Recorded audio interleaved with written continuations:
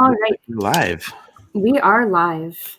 I'm just waiting for the YouTube channel to catch up over here.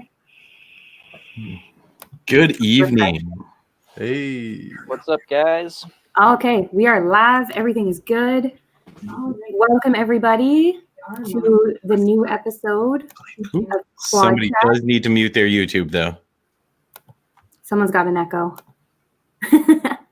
Welcome to the new episode of Quad Chat with Jake and Kat. Today we have El Capitan, Uno, and Legz FPV. We're going to be talking a little bit about flying with disabilities, mental health issues, how all of these things are getting us through by FPV, and how you can overcome your obstacles. So, Uno, why don't we start with you? Because on my screen, you're top right. Tell us a little bit about yourself.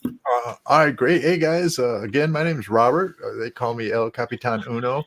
A couple guys in my crew actually gave me that name because for like the past 30 years now, I've been flying with one hand. My disability is I have a right hand paralysis. I can't use none of my right fingers. So to learn how to fly RC aviation and learn how to fly these drones, I kind of had to learn how to do it one-handed. So I put my one hand on the sticks and kind of learned how to do that. And here we are today, So thanks for having me on the show. I appreciate that. Legz, what's up with you? My name is Christian, aka Legz. I am a bilateral above the knee amputee from birth. So I used to play sled hockey almost at an Olympic level. I was on the Paralympic team for a while. All my friends I played hockey with went and won gold a few times. It's awesome. I mean, it kind of sucks that I didn't make it, but I made some wrong choices in my life, and you kind of got to live with that. I also used to longboard all the time. I loved downhill longboarding and just going as fast as I humanly could. Had a gas-powered skateboard, and I ended up injuring myself way too many times and had to stop doing that and sled hockey. So for a while, I couldn't get that adrenaline rush anymore, and it sucked. And then I found FPV. I watched one video and was like, okay, I need to figure out how to do this. And then I ended up meeting up with a few local guys, and they let me fly one of their quads the first time we met. And the second I put those goggles on, I was like, I'm gonna do this. Nice. It took me about 3 years before I had the confidence to actually buy my equipment and had the money to do it. But once I did it, it was just I was sending it. There was no stopping me, and I've been flying ever since. So I've been flying for like a year now. Do you remember what video it was that got you hooked? It was the whole Rotor Riot episodes they did when they went and flew at Chernobyl. It was one of the first times I ever watched any FPV videos, and watching that, I was like, holy crap, you can do this. Like, I've always wanted to be a pilot. I've always wanted to fly. I love engineering and I love science and building things. So it all kind of just fell together. And I was like, the more I got into it, I was like, all right, I really want to do this. Even if I'm not going to be able to do anything other than just fly for fun, this is what I'm going to do. Yeah. Nice. Way to go, Legz. So, Thanks, man. and that is an excellent video to reference to, because that is one of the videos where I'm like, I want to do that. Oh yeah. No, it's just like, yeah. Okay, this is dope. Like, this is crazy. Yeah. Uno, what got you into it? Me? Hey. Yeah, actually, how I got involved exactly kind of like Legz is. I'm a little of an older guy. My cousin Matt, I actually taught him how to fly RC aviation, and he was like watching some Rotor Riot shows, and was like, "Hey, check this out, Rob!" And we seen drones flying through the woods, and from there, we were like, "Man, we got to do this." Where's the racing getting involved? Scene kind of in a way.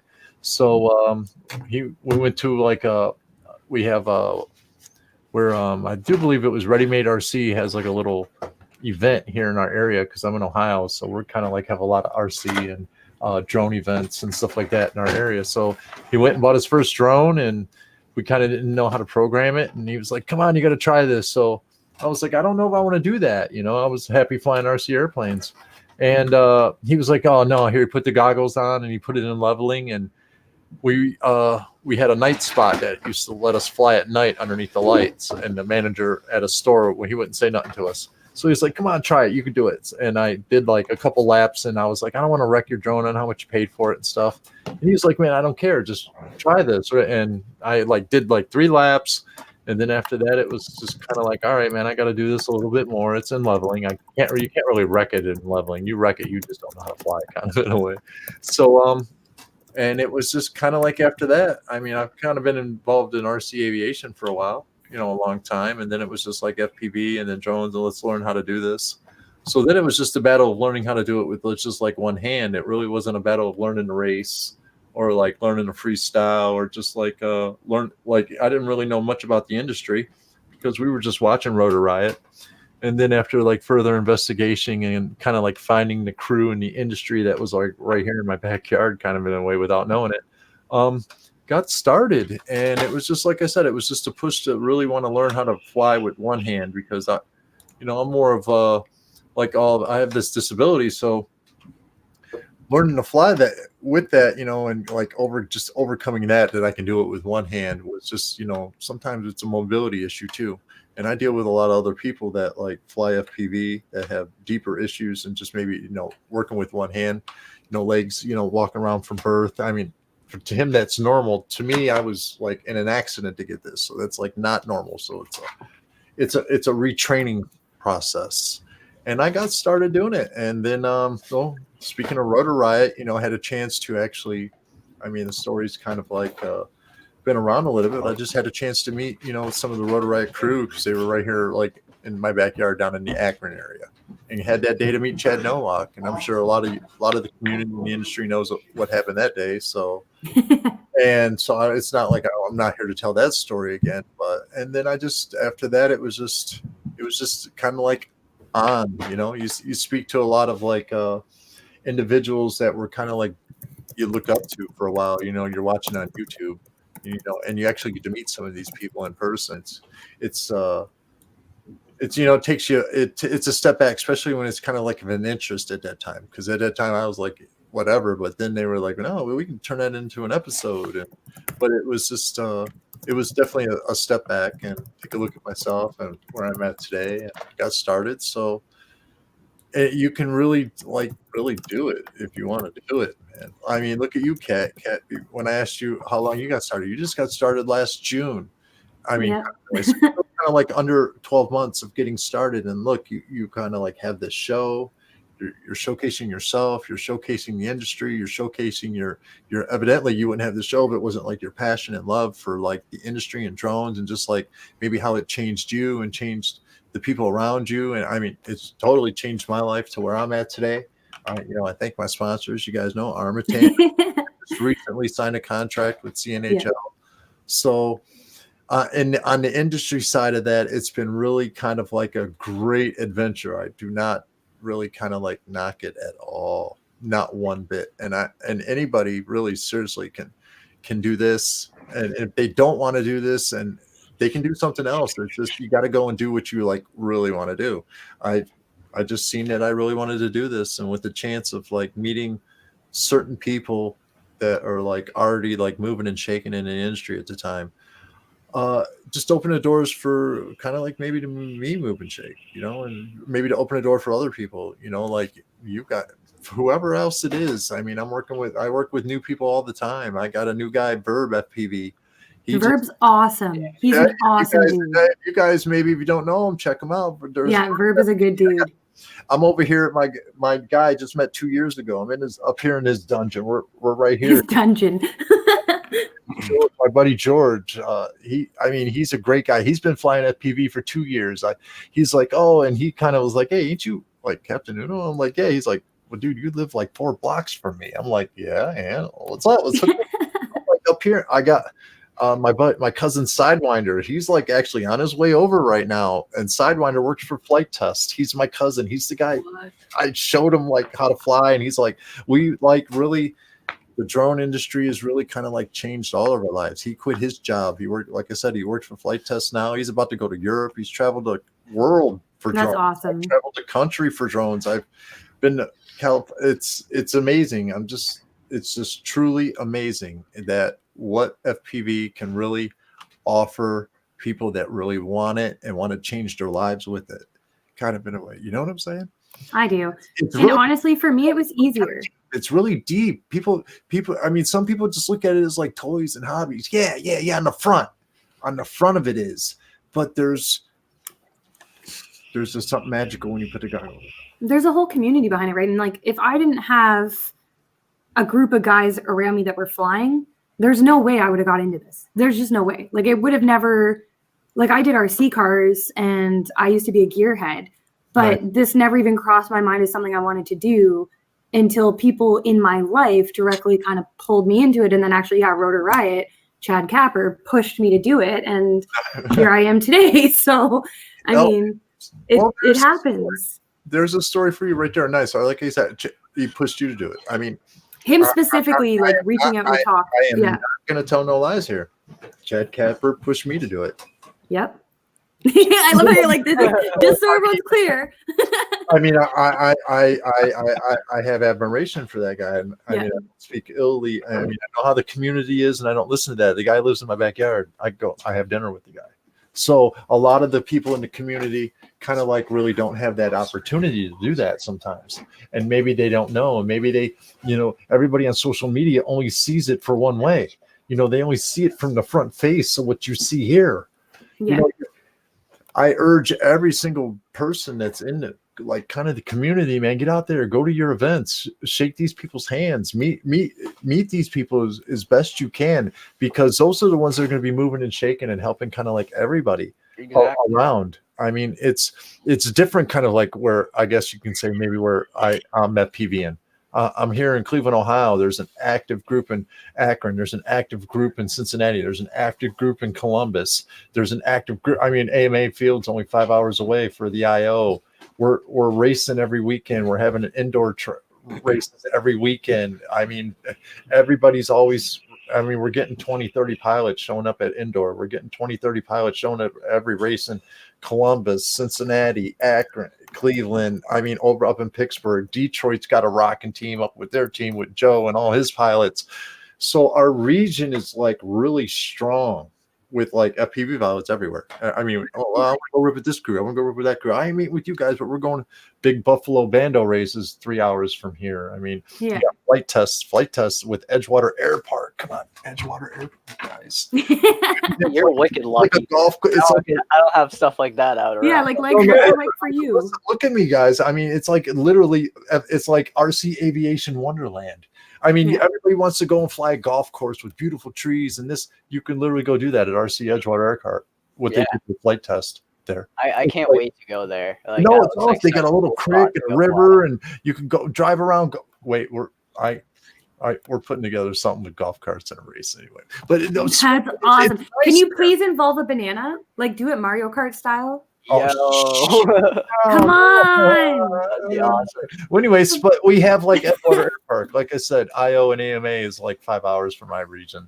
I mean, our Akron's got the biggest like chapter of multi-GP going on right now. I mean, with Paul Atkins and what he's doing and running the major races at the IO and just what the biggest chapter, I mean, like what we're doing with our chapter there and growing and promoting and things of that nature. So how do you fly these? Like, how did you learn to fly? Like, how do you stick? Because you obviously can't use your right hand. So how are you doing your stick? That came from a lot of my learning how to fly RC airplanes, because I had to, like, if I wanted to learn how to fly RC airplanes, there was no one-handed stick for that at that time. So, I mean, I'm kind of an old cat still in a way compared to some of you young bucks out there in the game these days. But yeah, there was no one. There was, but it really wasn't formulated for when you're out in the field. Maybe it was on a simulator, but you had to. I wanted to fly RC airplanes, I had to kind of like learn how to work a stick at that time. And basically, I mean, I just take my one hand and put it on top both sticks. So now I can work. So wait, you're flying with just your one good hand? Yeah, just my one good hand. I'm not gonna lie. So I take my one good hand and imagine my one good. Just look at your controller and whatever one good hand you got. I'm left-handed, so I write with my left hand. So I pinch my flight stick. So now I can literally up, down, left, right, normal, like I'm writing.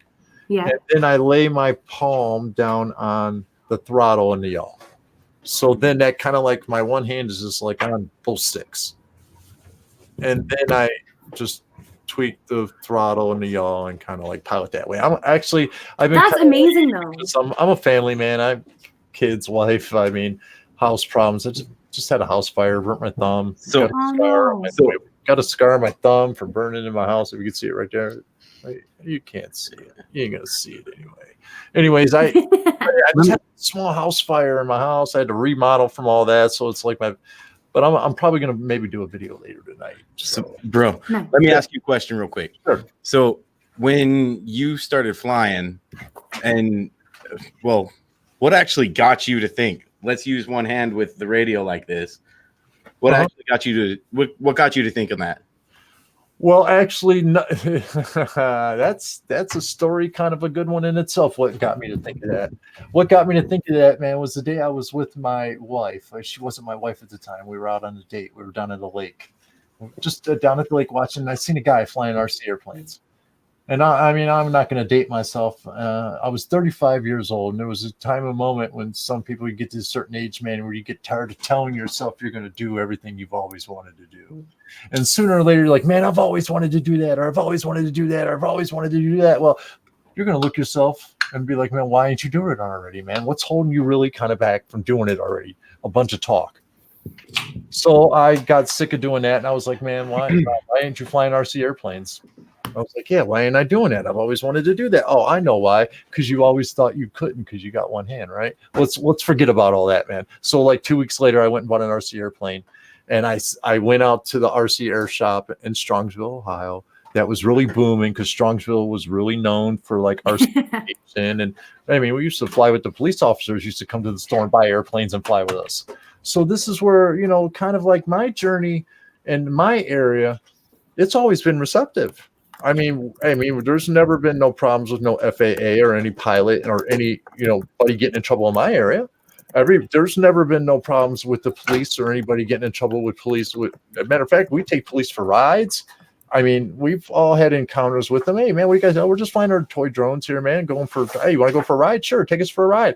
That happens all the time. There's never no, hey, you guys are causing trouble. There's never no, all right, man, just keep doing what you're doing, man. You guys look like you know what you're doing. You guys are keeping it safe, man. Hey, man, have a nice day. Have fun. Yeah, it's amicable. I mean, now, Legz, your disability is not your hands. It's your legs. So for you, I'm sure it's a different obstacle because obviously you can do the sticks, but probably getting to locations is a lot harder for you, isn't it? Yes and no, like that, because I had no legs my whole life and I lived in an area with a lot of woods and stuff. I grew up playing in the woods all the time and like going to the beach and walking on the beach. So it's a pain. Yeah, it kind of sucks having to walk really far, but it just takes me a little longer and I have to, you know, add all that extra time in. I actually messed up my hands pretty good. And I couldn't even grab really anything with my left hand for a while. I dropped a huge pot on my hand and crushed all my muscles. And I couldn't pick anything up, and I couldn't even take off my own leg by myself. Like it's hard. Like whenever I injure my hands, it's like, well, all bets are off because I use them for everything. I walk around on them. You know, it sucks. Like just getting in and out of bed or up onto a chair was hell for months. And yeah, I was gonna say this back, but even then, my hand will cramp up sometimes, especially flying in the cold, and it's just like meh. But I mean, the only thing that sucks the most is the walk of shame, especially when you're far out. I was flying at an abandoned World War II airship base a few months ago, and I was flying my 7-inch, and there was a tower like wicked far at the end of the airfield. And I was like, I'm going to buzz the tower. I'm going to do it. And I kept like incrementally flying my drone further and further out to see if I could do it. I got all the way out to the tower, buzzed the tower, and was flying back. And like halfway back, I got a fail safe and I just dropped. And I was like, oh, crap. And it was at sunset. There was like the sun was going down. I spent an hour looking for it, and I finally found it, and my beeper wasn't working. The only way I found it was because I kept arming my quad, and I was listening for the props hitting the cement, and I was using my patch antenna as like a directional beacon to be like, oh, okay, the video signal's better in this direction, so I'm going to walk that way.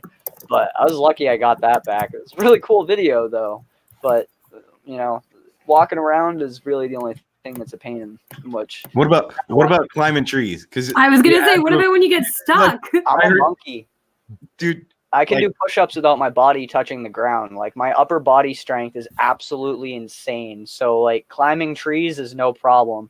But I actually carry a I carry this in my bag at all times. It's a tree climber's weight because I've gotten stuck in a tree one too many times and we get out for like an hour, like throwing rocks and baseballs and sticks and stuff at it. So after like the fourth time of doing that, I'm like, yeah, no more. I'm just carrying this in my bag all the time.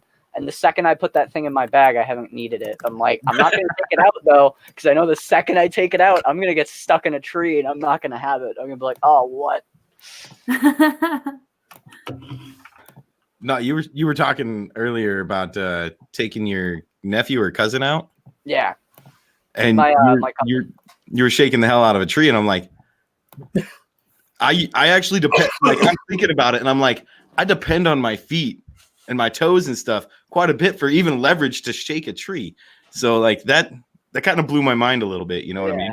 I mean, it happens. You know, what are you gonna do? You know, right. If it gets stuck in a tree or on a roof, if I'm the only one out there, then it's like, okay, I'm gonna figure out a way to make it work. I mean, even when I was younger, like I remember I'd get yelled at for climbing up onto the countertops and stuff just to get stuff from the cabinets that I couldn't like, reach. come on, Ma, I need to get up here. Yeah, right. Like I pull myself up and like give me a bigger stool.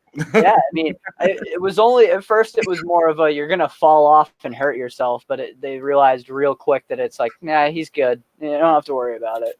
No, that's dope. Yeah. That is dope. Adaptation. It's honestly for me, it's seriously amazing that you guys can adapt like that. One hand, being able to do that with one stick, one hand, that's insane.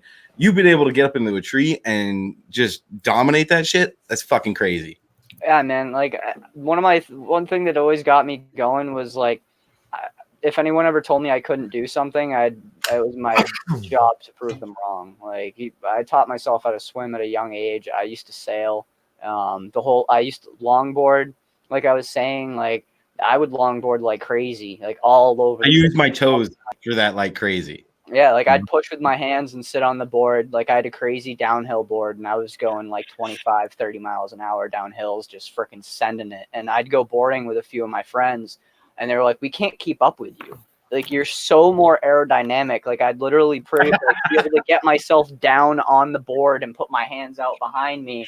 And I wouldn't even be pushing going down a hill and just be flying past them, you know? It was awesome. It's so much fun. I'm actually moving out to Oregon soon, and I'm super excited to be near the mountains because I'll be able to just have someone drive me up to the top. I don't even have to push, and I can just bomb down hills all day long, and I'll be able to longboard again, which I'm wicked excited about that. So it sounds like each of you kind of was like told you couldn't do FPV, and then you're like, I'm gonna do it, and you're just proving the world that anything is possible if you put your mind to it. Yep. I mean, so many people all along the way were like, this is stupid. Like, you're wasting your money. You're not going to do anything from this, you know? And it was just, I still get it every once in a while where it's like, maybe you shouldn't be doing this. I'm like, but I freaking love it. It's like, if it makes me happy and it gets me up every day and I get to look forward to building a new quad or going out and flying and, you know, just doing that and, you know, making content. Like, I just like making cool videos. Like, there's nothing better when you make a sick video and you go and edit it and you're like, holy crap, I just did that. Like, I don't know. It's so satisfying. Like, when you're done with a build that's taken you way longer than you've expected and you've had to learn so many new things and then you finally arm it and it takes off, that there's nothing better than that feeling. Like, it never gets old. Putting on the goggles never gets old. I always have a crazy adrenaline rush by the time I'm done flying. Jack Bear is in the chat and I've already highlighted 2 of his comments. He's awesome, by the way. If you haven't checked out his channel, he's the freaking man. He's hilarious. I agree. He's missing one arm, one hand, not a whole arm, but he nubs it on the sticks. It's freaking awesome. I love how he makes fun of himself for having his nub. Like, his nub jokes are the funniest posts I usually see. we have a thing where we just send each other the most messed up memes we possibly can. Oh man. We get into it. It's hilarious. It's like we're constantly messaging each other really, really messed up amputee memes. Well, I'm sure it's really easy to get down on yourself in the hobby or even in life with the disability, right? So you got to find some way to make light of it and have humor and not let the darkness pull you in, really. Thankfully, my mom, like at a very young age, was like the only way you're going to be able to make it through life is if you can laugh at yourself. So I've always had a bit of a sick, twisted sense of humor, and I actually really love messing with people, especially people who are like obviously like staring or like being like just making it uncomfortable. I will totally mess with them. I can't tell you how many times I've been like out to dinner or something, and there's a group of old ladies just staring at me, talking about me, and I can obviously hear it, and I'll just hit the release button on my leg and have it hit the floor, and they're all like, you should be like, my legs are amputated, not my ears. Thank you very much. Like, and that's how it was when I was younger getting prosthetics. I'd get, and it's, you think it's going to be kids, but it's really like just stupid people. Like, why are you so short for your age? And like all this stuff. And I'm like, you know what? Make my legs look as crazy and colorful and robotic as humanly possible. I'd only wear shorts all year round. Like it was obvious that I had no legs. And it's just like, if you're going to be somebody who's going to be like, I don't like you because you don't have legs, then you don't need to be in my life, you know? it's true. That's And awesome. I mean, you have to find that thing that keeps you going, right? The thing that pushes you through. And it sounds like you found a couple of things that kept rotating. And same with you, Uno, right? You each found your thing. It's just changing and evolving, as does everything else in life, right? Like the hobby's changing, actually. Look at that transition that I didn't plan at all. It doesn't look like you have no legs. I'm gonna tell you that right now. You're over here walking around like a champ and don't even give a fuck.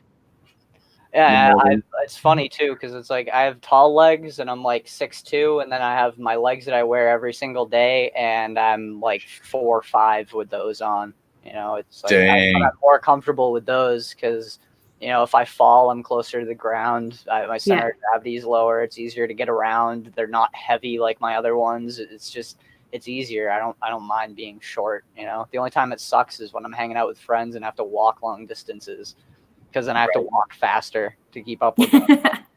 Hopefully I'll be able to fix that with something I'm working on right now. So when you guys are using this hobby to kind of make yourself push yourself, grow, like make yourself have a positive light, do you find that the drama going on in the hobby affects you mentally a little bit? Ooh. Can I say something right now? Yeah, go right ahead. It's open, man. There's I think it's for me, it maybe it does at a certain point, just because I like to see myself as a person that's kind of like wants everybody to kind of like rise above and kind of like achieve a little bit more than where they're at, what they're doing. Okay. No, I mean, no matter what it is, whether it's FPV or something they really want to do with their life, you know what I'm saying? So, I mean, and then sometimes you're like, I mean, I might, even myself, I might post something small or something like anything. And you figure you get a decent response. You know, like my last post, I think I got a pretty good response in the Rotor Riot community. It was about the young lady, Louisa, and she won the world, like a Guinness Book of World Record over in like Europe or something like that. She's in a wheelchair. She was flying drones, and she did like the most consecutive laps in like 2 minutes for her condition. And I mean, it got a great response. And you're like, you figure people are like, yeah, man, you know, this is what, you know, it's kind of about people like achieving and moving forward, and kind of like people realizing that maybe some of their arguments are like minuscule, you know, like what we're arguing about. Like, okay, he runs different props or motors or frames or something gear wise other than you. It's okay. We're all flying. Let them run it. You know, I mean, the gear in itself is going to weed itself to the top to what works and what doesn't work. We don't really have to bash each other because, you know, somebody's flying a different prop or a different run setup or than you're running. So it's just like, hey, let's all go fly and beat it all up anyway. We're really kind of like all the market testers. So, and that's where it's kind of like going to keep going for me too. I mean, I wish everybody would just kind of like quit it, but this is what I've come to notice since I've been flying. And I mean, I've been to a lot of events. I've traveled quite extensively for FPV, and been like driven cross country, me and five guys in a van, all the way to California and back. I mean, in a van, FPV in. So, I mean, I put some time in for myself for what I can say I have, and with my crew and stuff like that. And I would say this at all the big events, I mean, kind of like that's been going on, it's really only the same 1,500, 2,000 people. True. So at multi-GP, Chris Thomas and his crew, they're doing a great job. I mean, but I've been I know him personally, been out to dinner with Chris Thomas. So it's like, and since then, and watching it grow to what it is now, I mean, phenomenal job. Great. It's a great organization to watch it grow that far. It's still over this amount of time, it's still the time that I know the people that are there that are kind of really like there. Then they're pushing and they're helping and they're volunteering, they're growing and they're moving it and they're shaking it. No matter all the little stuff that's people are battling about, kind of in a way, on the low end, kind of like, on that end, it's like it's still moving and growing. And last year was phenomenal. I can imagine what this year is going to be phenomenal for multi-GP. I can imagine just what this year is going to be for the whole industry as a whole. I mean, yeah, we know what the future is going to bring maybe with FAA, but I think that's above all of our hands, even if we weren't in FPV or just RC aviation. So I think we're just going to like anything with a disability, Legz and all of us, and a lot of people I know that use it for what it is. We're just going to have to adapt and overcome. So, I mean, we're just going to just keep doing what we're doing. And I'm going to keep plugging along doing what I'm doing. I'm going to keep representing, I mean, as the industry as a whole, I'm going to keep representing for guys like myself, Legz, maybe for a lot of other guys on team, that really don't have the courage to maybe speak out for their disability and kind of like be maybe a spearhead a little bit to kind of like help and be like, hey, man, we're doing this in the industry. And I mean, there's going to be other people that are going to be in our shoes too. So somebody's got to you are definitely trying to help the community, it seems, and push it. And I just posted a link in the YouTube, guys, but I will link it properly in the description after the video ends to show you where you can go to Uno's group that supports people with disabilities in the community and just is a safe place for people to go and talk and help you guys push each other. And I mean, I'm pretty sure you didn't even make it exclusive to people with disabilities. Like, it's open to anybody. It's really not. I mean, what really classifies as a disability? What, a physical, a hand? Well, that's it. It's whatever. I mean, I have a lot of military guys that kind of like relate on a more, the PTSD level, and some of those guys. I mean, I got a lot of guys that wheelchairs. It's not that I have it. It's just we all just. I mean, I'm really good friends with Zoe. So Zoe has, I mean, I looked up to Zoe when I first got started because she had her issues and she was doing her battle. So it was like, I can relate there a little bit with that. And, I mean, so there's a lot of people in the industry that are really glued together that, I mean, I've talked to Michael Rollins. I mean, he's in my group too. So we're kind of like glued together that we're like, where we want to see the industry grow in a positive manner. And we're just here to kind of like help, certain people that maybe need a little extra help more than others. And I mean, isn't that what we're really all kind of like here for? Yeah, 100%. I mean, I know from what I know and the way we do it in my area, if the guy's like, oh man, he needs props, somebody's there to give him some props. Somebody's there to give him a motor. Somebody's there to give him a battery. Somebody's there to, hey, whatever you kind of need to get going. I'm just like I said, I'm still here in my crew, and this is kind of like where we gather and do build night. I had another one of my guys kind of like they're all down in the basement doing build stuff, and like it's just the industry in the way it is. So it's like, what do you need to get up and go flying? Because that's what one duck does. Well, hey, lands with another duck. I'm going to wait for flying again before we get going. So that's kind of like the way we work it here. I mean, now I'm only one person.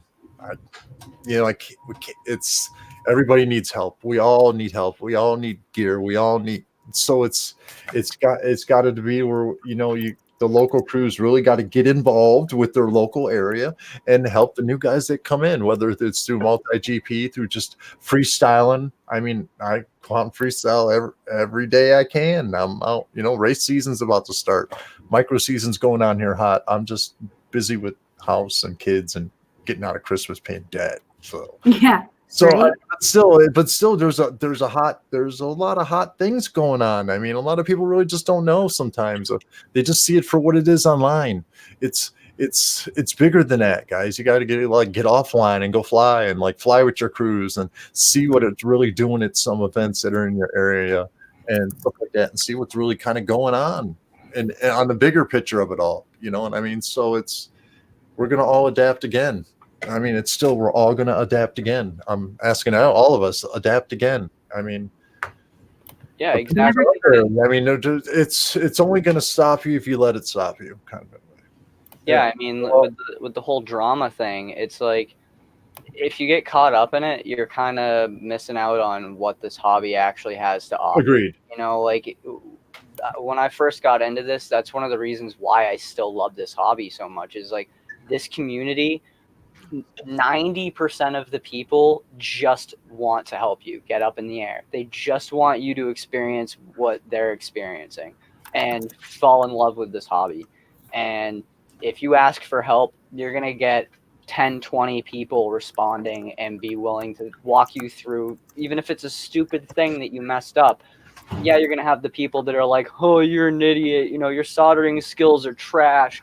But, you know, they're the people that aren't really, in my opinion, they kind of are missing out on the whole FPV community as a whole, because we all sucked at something at one point or another. I mean, still, my soldering skills need improvement. They're getting better, but it's like I still mess up on stuff all the time. Simple things that I should be like, oh, nah, I knew that. Why did I forget it? But it's still nice to be able to message, you know, a few people or a couple group chats or post it on Rotor Riot or Bros Beers and FPV and have people in the community being like, hey, this is what you're doing wrong, instead of being like, you're an idiot. You know, we're so inclusive, and I feel like if we just keep it that way and, you know, promote what we actually mean and what we're trying to get across, instead of who's flying for who and all this stuff. As long as you're getting up in the air and having a good time, that's all that should really matter.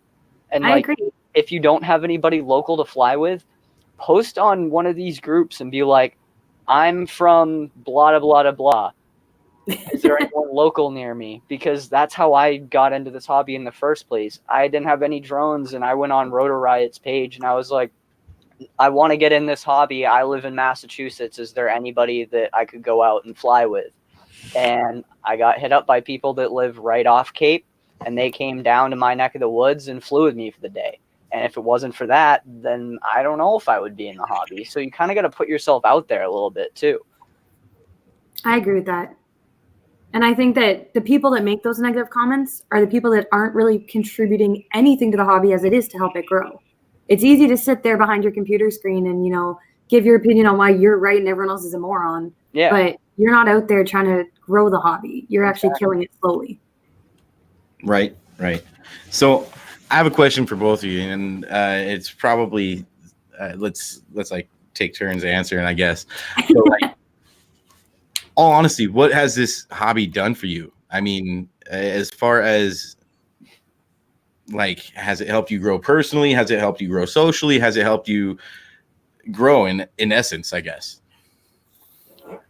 Yeah, I would say I've done a whole 180, to be real. I mean, I knew what I wanted to do, but I didn't think that I would be able to do it, because I dropped out of high school, got my GED.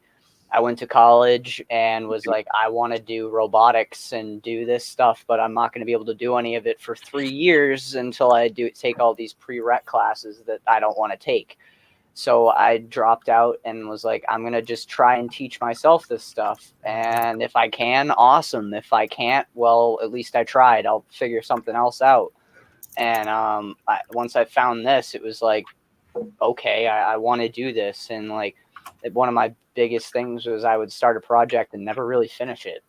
And doing my first few builds, that was the most satisfying thing. Not even going out and flying, just being like, wow, I built this. I had no idea how the hell to build this thing, and even how to fly it, and I'm doing it. So it definitely motivated me and made me realize that I can do a lot of the things that I didn't think that I could do. or that I didn't think I was smart enough to do. If you put time and effort into anything, you can learn anything these days. And I like that you mentioned the high school dropout thing and everything, because I'm also a high school dropout. I never thought I could do what an engineer could do. Exactly. But yeah, it's like, you know, now we're building these flying machines that can go almost 100 miles an hour, and we're doing crazy stuff with it, designing new frames. People are just building things, and I think it's awesome. I love going online and like just seeing the new things that people have come up with, or ideas and stuff, and it's amazing. And now that I get to work on some of this new tech and these new projects and stuff, it's awesome. I'm like, I get to be a part of something bigger than just me. And I've always wanted to do that. So yeah, I'm extremely happy with the fact that I got into this, because I don't know. And even the friend aspect, it's like most of my friends, they're not into science. They're not into engineering. They get annoyed when I talk about a lot of this stuff. That's all I talk about. so until you get them to actually try it, and then they get addicted. Yeah, and it's funny because a few of them I've finally, like, they're like, oh, it's annoying, and now they're like, can you help me build a drone? And I find it so funny. It's like, oh, so it only took a couple months of me just shoving it in. I was one of those people. Full disclosure, 100%. I was like, I hate drones. They're stupid. Oh, it makes me sick. Oh, I don't like it, because Chronix was all about it. That's cool too, because like I get to like take out my cousins and my little brother and try and immerse them in this and get them into something that's really cool, and that will teach them skills that they could use in other fields in life. Where if they get into this now and they have hands-on experience doing this type of stuff, they could be some crazy engineers in the future developing stuff that we can't even think of right now. And that's the part that I find awesome. And I had somebody like that when I was young. I actually have it right here. I built this rocket when I was 8, and I still have it. And it's like right above my workbench. thing. Yeah. My uncle's father helped me build it, and he worked for IBM, helped make the magnetic strip and barcode. He was a freaking genius, loved robotics and electronics and all that. And he got me into the, you know, I want to build things. And then I ran with that. And once I found this, all bets were off. Nice. Hawkeye, awesome. Like, that highlights the next thing I was actually going to get to, which is that it's not just physical disability, it's mental too, that this hobby has helped so much for people. My own brother actually had a stroke when he was 18, and he lost use of his left hand. And I think he'd agree with you, Hawkeye, that sometimes it's better for them to just take the hand and at least work at getting you a new one versus leaving you with one that's completely useless and causes you pain. Oh, yeah. And I guess Uno, since you're here, can comment on that one a little more too. I'm 50-50 on that one, guys. All right. That's now, fair. I have to say, for some cases, maybe the individual, it was right for them, maybe to have them remove their bad hand, because it is a hand that doesn't work, and it is a hand that does cause them pain, because there's a certain nerve pain that's associated with my injury, or probably injury. When anybody has nerve pain injury, they understand what I'm talking about. So I don't know. I didn't want that. It was kind of like there's still the hey, well, what if later, and what if later and what if it would have come back? Then I'll always be like in my mind, well, there's no chance of it now. So now if it's like, well, no. So now if it's I have a buddy of mine, JDFPV, down there in Columbus, okay, Dayton drones there. He was like, hey, Uno, man, let's go get your hand cut off, dude. Come on, bro. Dude, I'll pay for it. Go get your robotic hand. Bzz, bzz, bzz, bzz. He's like, you could be like the Uno. He's like, but you wouldn't be Captain Uno anymore. You would just have a robotic hand working. You'd be the Terminator. And everything. And I was like, well, I don't know. I've had that offer before. Earlier, they wanted to cut it off. And I was like, I don't know. I'm not sure if I'm really emotionally ready to kind of like let it go, even though it's gone. All right, maybe it's been something like 30 years now. It's been that way, and it's still that. But this is where now, hey, I got to tell this story though, real quick. Well, okay, what if I did cut it off? All right, well, check this out. Well, I didn't cut it off. Now, yes, I don't have like full hand, like grippy and all this kind of like movement, but before I had nothing. It was just but at least now I can kind of like move things a little bit better at that point in time. But if they would have cut it off, let's see if I can get that bad boy. Oh yeah.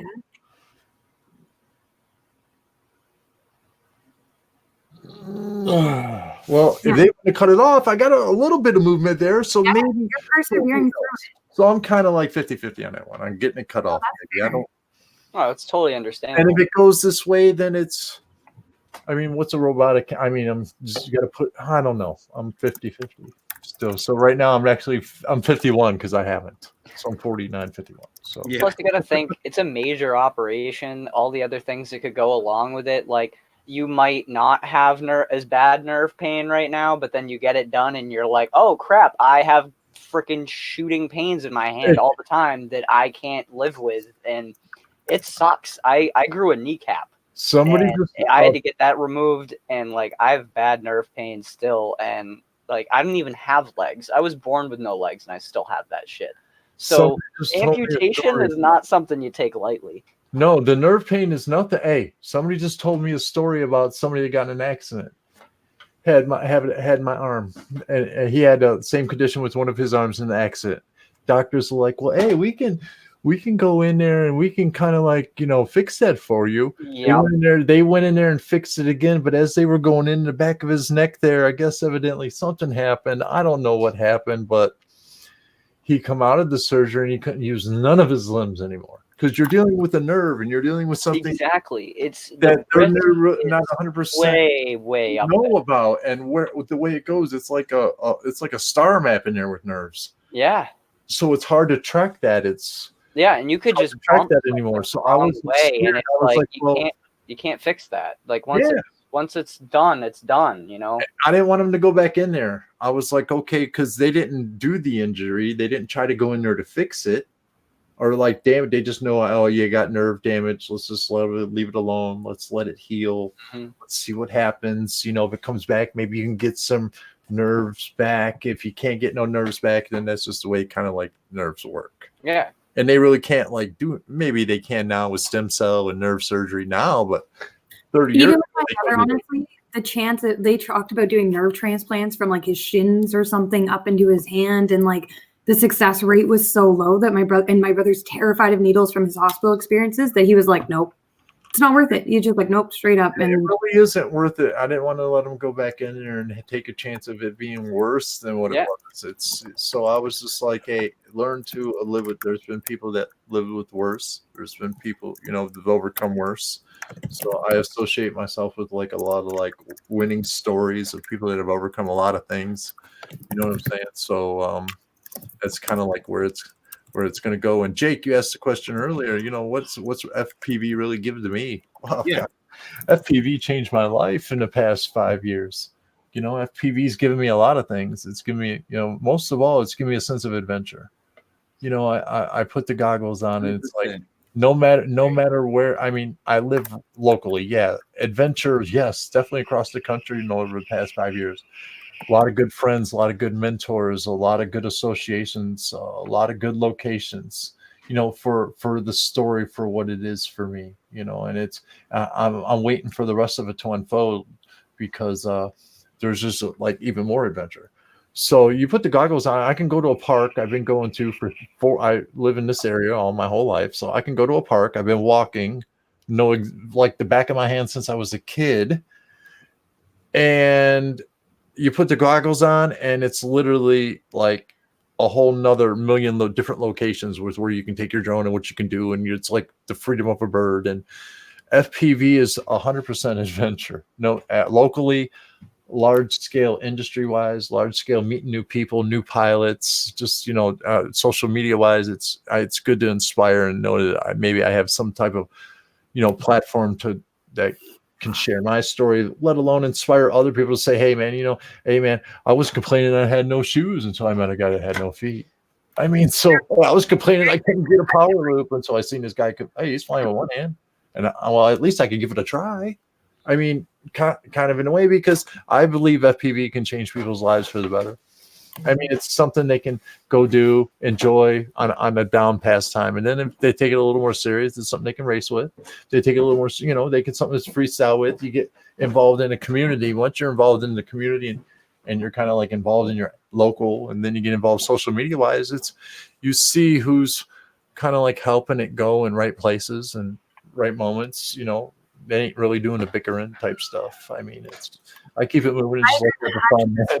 I just like to have fun. Hey, I like to have fun. I don't really involve myself in all the politics, man. I'm just here to we're not saying to anybody that it's not still challenging or frustrating, because sometimes with FPV, you literally just want to throw everything in the trash and walk away.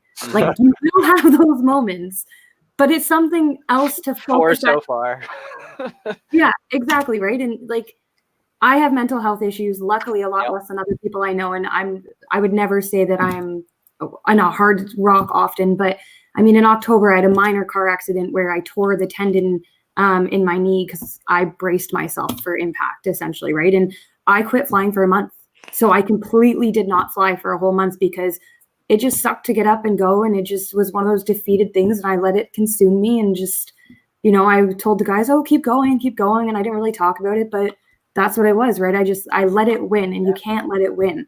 As all the people are saying in the comments, right? You have to find a little bit of the light in the hobby and use it to give you that light to keep you out of your darkness. Exactly. And like, I totally feel you there. Like, I myself suffer with really bad anxiety and depression. And I've seen a few comments on here with people who've been like, it cured my PTSD, or my depression or my anxiety has been so much better since I started flying. And I totally feel you there, because it's crazy, like, you could be having an awful day, a totally awful day, and like, you could be like, you know what, and there's a few people here who've been sober for like 5 years or more, and major props to you. Like, I get it. I had an opiate problem, and it was not easy to overcome, and I ended up finding longboarding, and that was what I did. I just would board all day long, all summer long, and would drain myself dead, like board miles a day, like, and just so that I was dead, and I'd want to go to bed. But this hobby's great at that too. I've actually thought about trying to like go to some of the old programs that I were in. Sadly, a lot of them got shut down, and be like, look, if we could do like an FPV day type thing, and maybe get some of these kids being like, oh wait, there's something I can do that's cool, and that's going to make me feel awesome, and that's not drugs. I mean, I use cannabis for my pain. I drink. I've definitely had my run-ins with realizing, I was drinking too much and needed to stop, or slow down. And there were times where I just was like, screw it, I'm not drinking for a while. And you kind of have to balance that out and realize it. And I mean, when you have something like this where you can just fall back on it and it keeps you busy, I feel like, especially with addiction, that's one of the thing is just sitting on yourself and sitting in your mind and not knowing what to do with yourself. You end up doing stupid shit.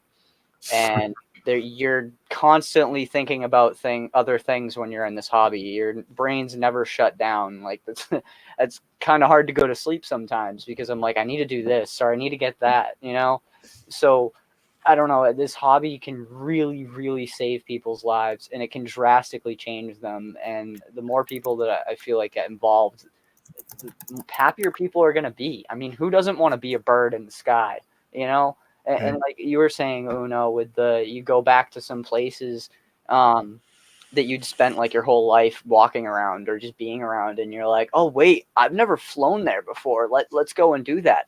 I literally just went and did that the other day. I was like, I really don't want to go to the cranberry bog. I want to go find a different spot to fly.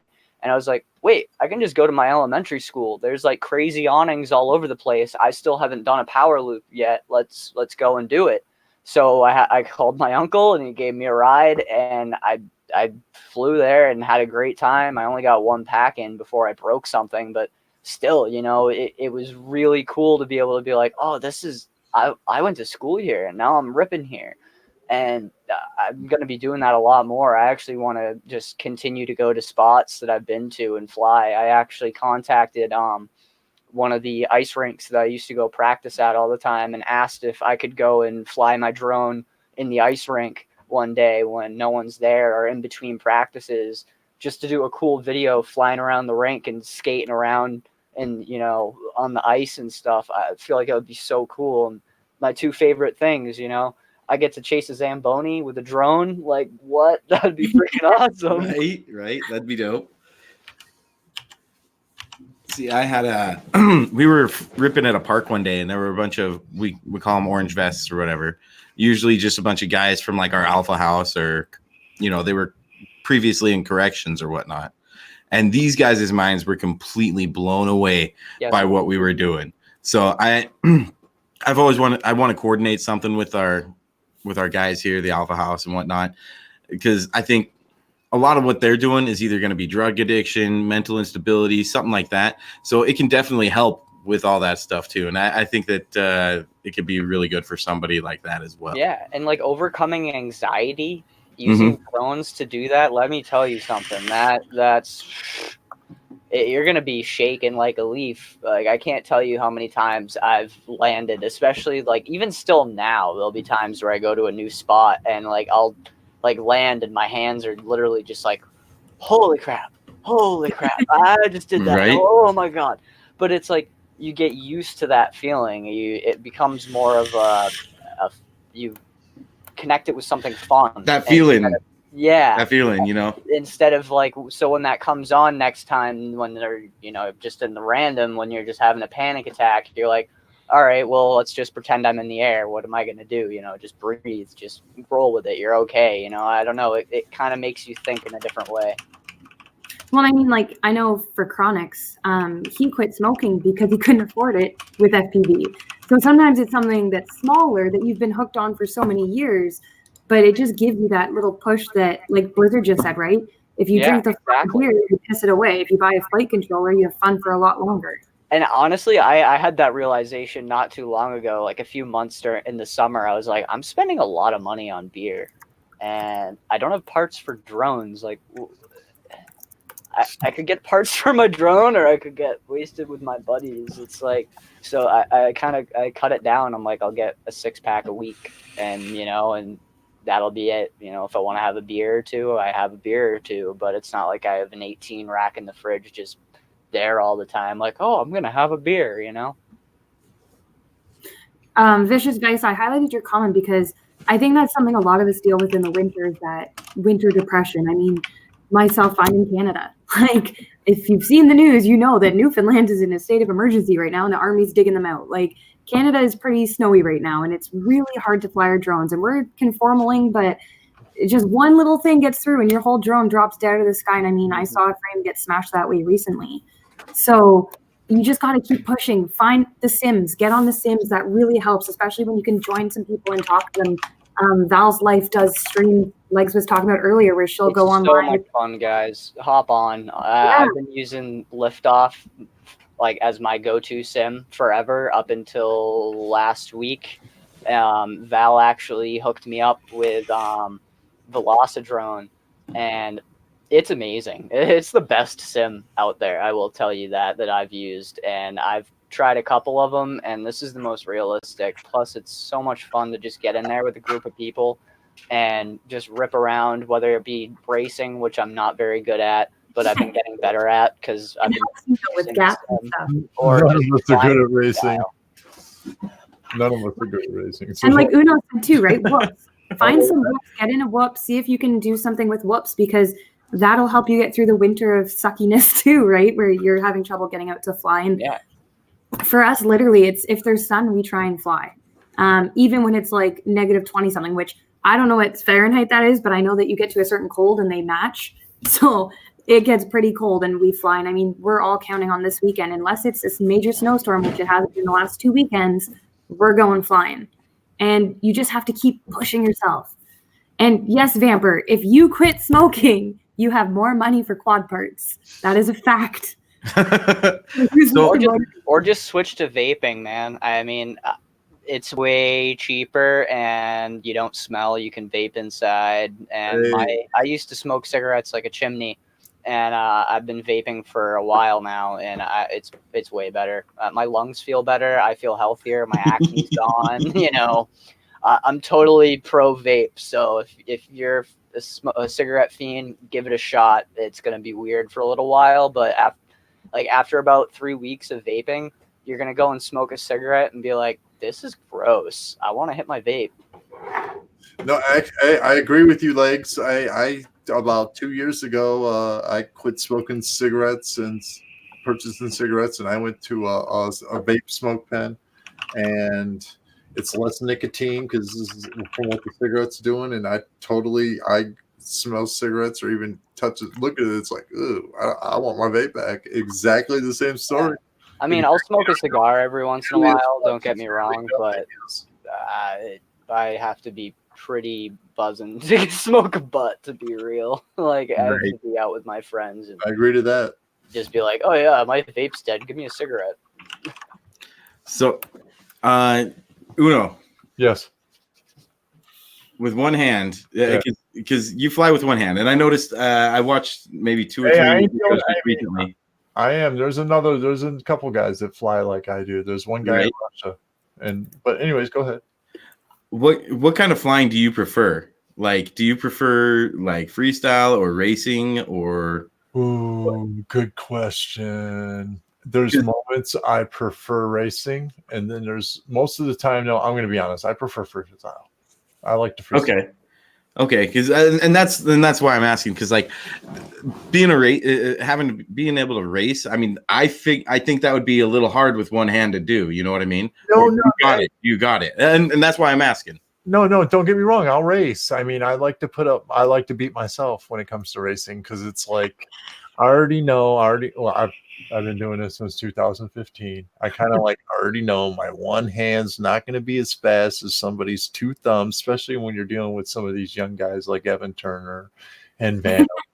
Yeah, no doubt. You got Bull FPV, and then I'll never catch those guys. You gotta there's a whole. You got BMS Thomas, and you got a whole bunch of guys that are out there that are really fast. And then I got one of the here in Ohio, we got one of the top 10 fastest guys in like the world. Wow. K Mead, if you guys never heard of his name. I mean, Kevin Mead, he was sponsored multi GP and over in China and Europe, or he's been on a trip. FPV's taken him to other places. Around here. I know a lot of people that FPV, it's really changed their lives.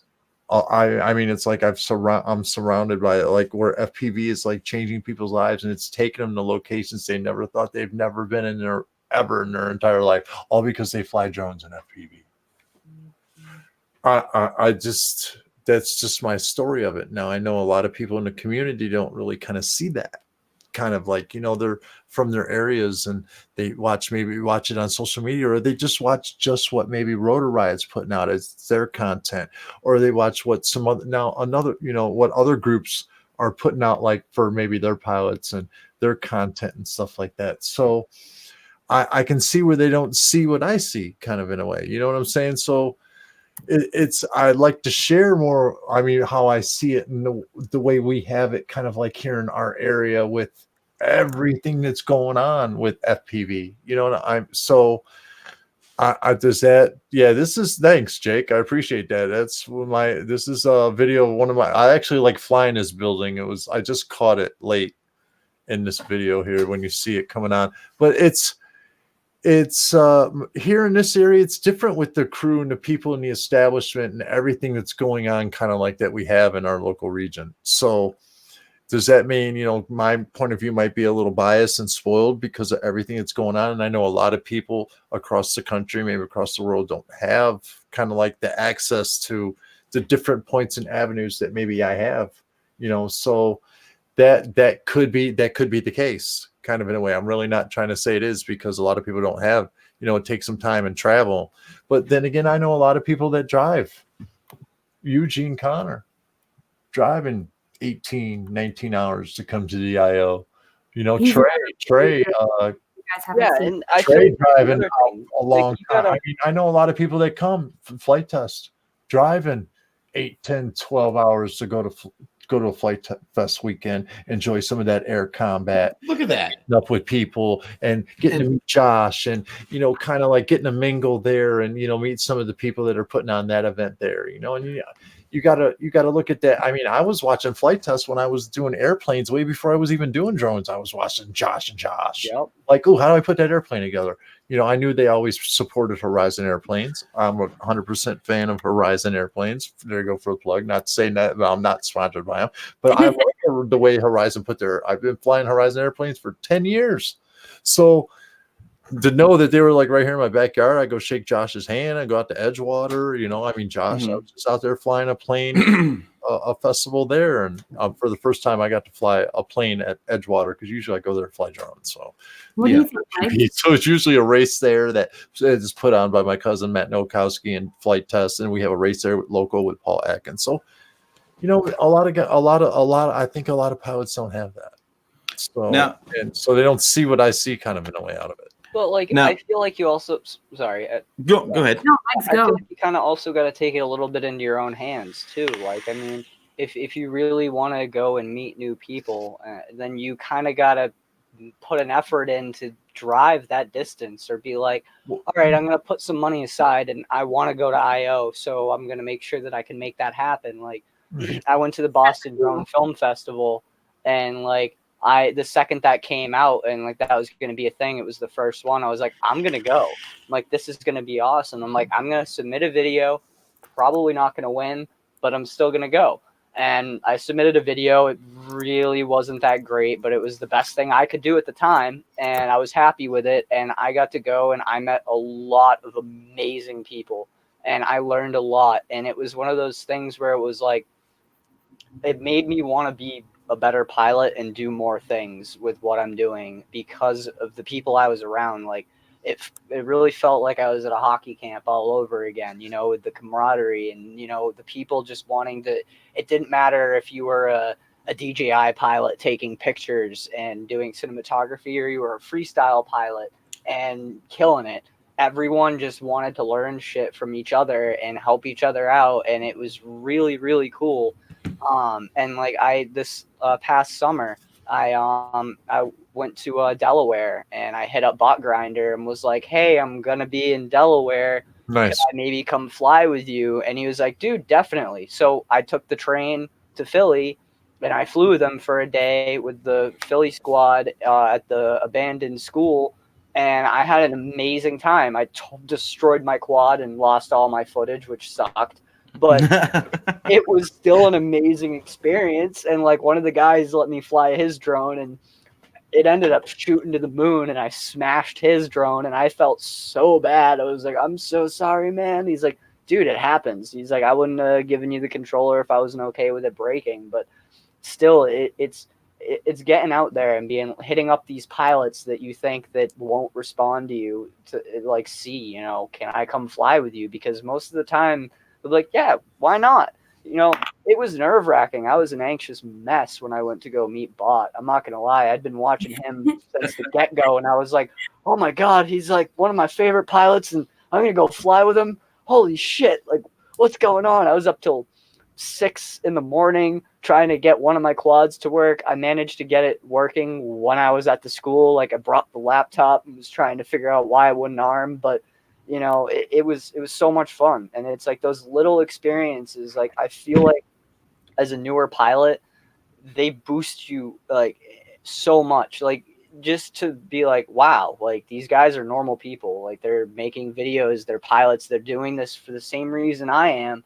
You know, they might have a much bigger subscriber base or they're doing way better than I'm doing, but they were all in my shoes at one point in time. So like, I don't know. And I feel like to everybody out there, like, if someone's trying to get into the hobby or they're even interested in the hobby, take them with you. Like, just show them, like show them what's going on. Like, right. Immerse more people into this because it's really awesome. And I haven't had one person that I've taken flying with me be like, oh, this sucks, I'm bored. Like, never. Right. You know? The thing is, like what you were just saying about Bot, I think people forget, like, because they have a celebrity status online, they're just people.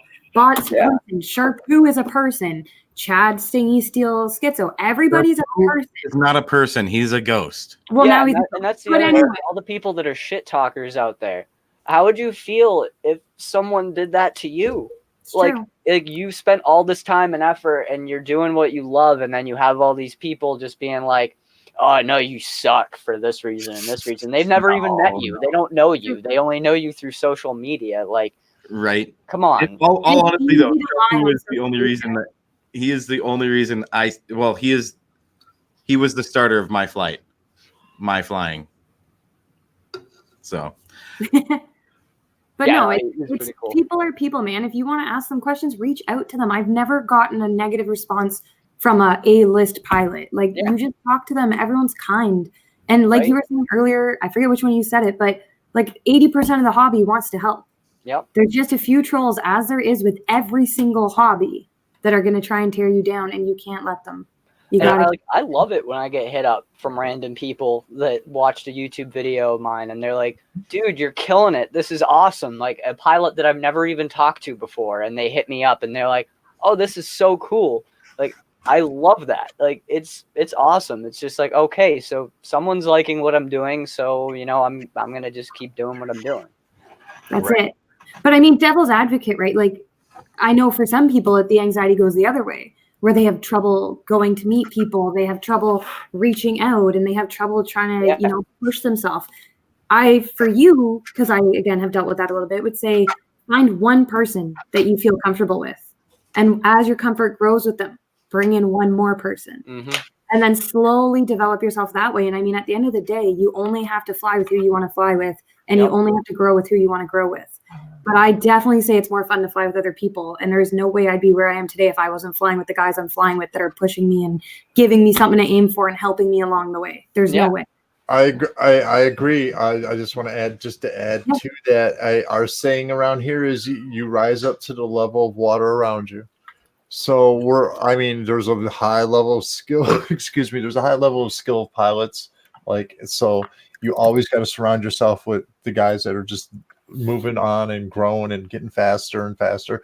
And where you fit in, you're going to fit in there. And then there's always going to be the person ahead of you to keep pushing you and the person underneath you to keep saying, "Oh, I'm coming." So whether you're racing or freestyling, I mean, it goes both ways. You know, if you're freestyling, hey, throw in a couple races in your game. It'll help with your freestyle game. If you're just always racing, hey, go do some freestyle with the guys and learn some moves. It'll help with your racing game.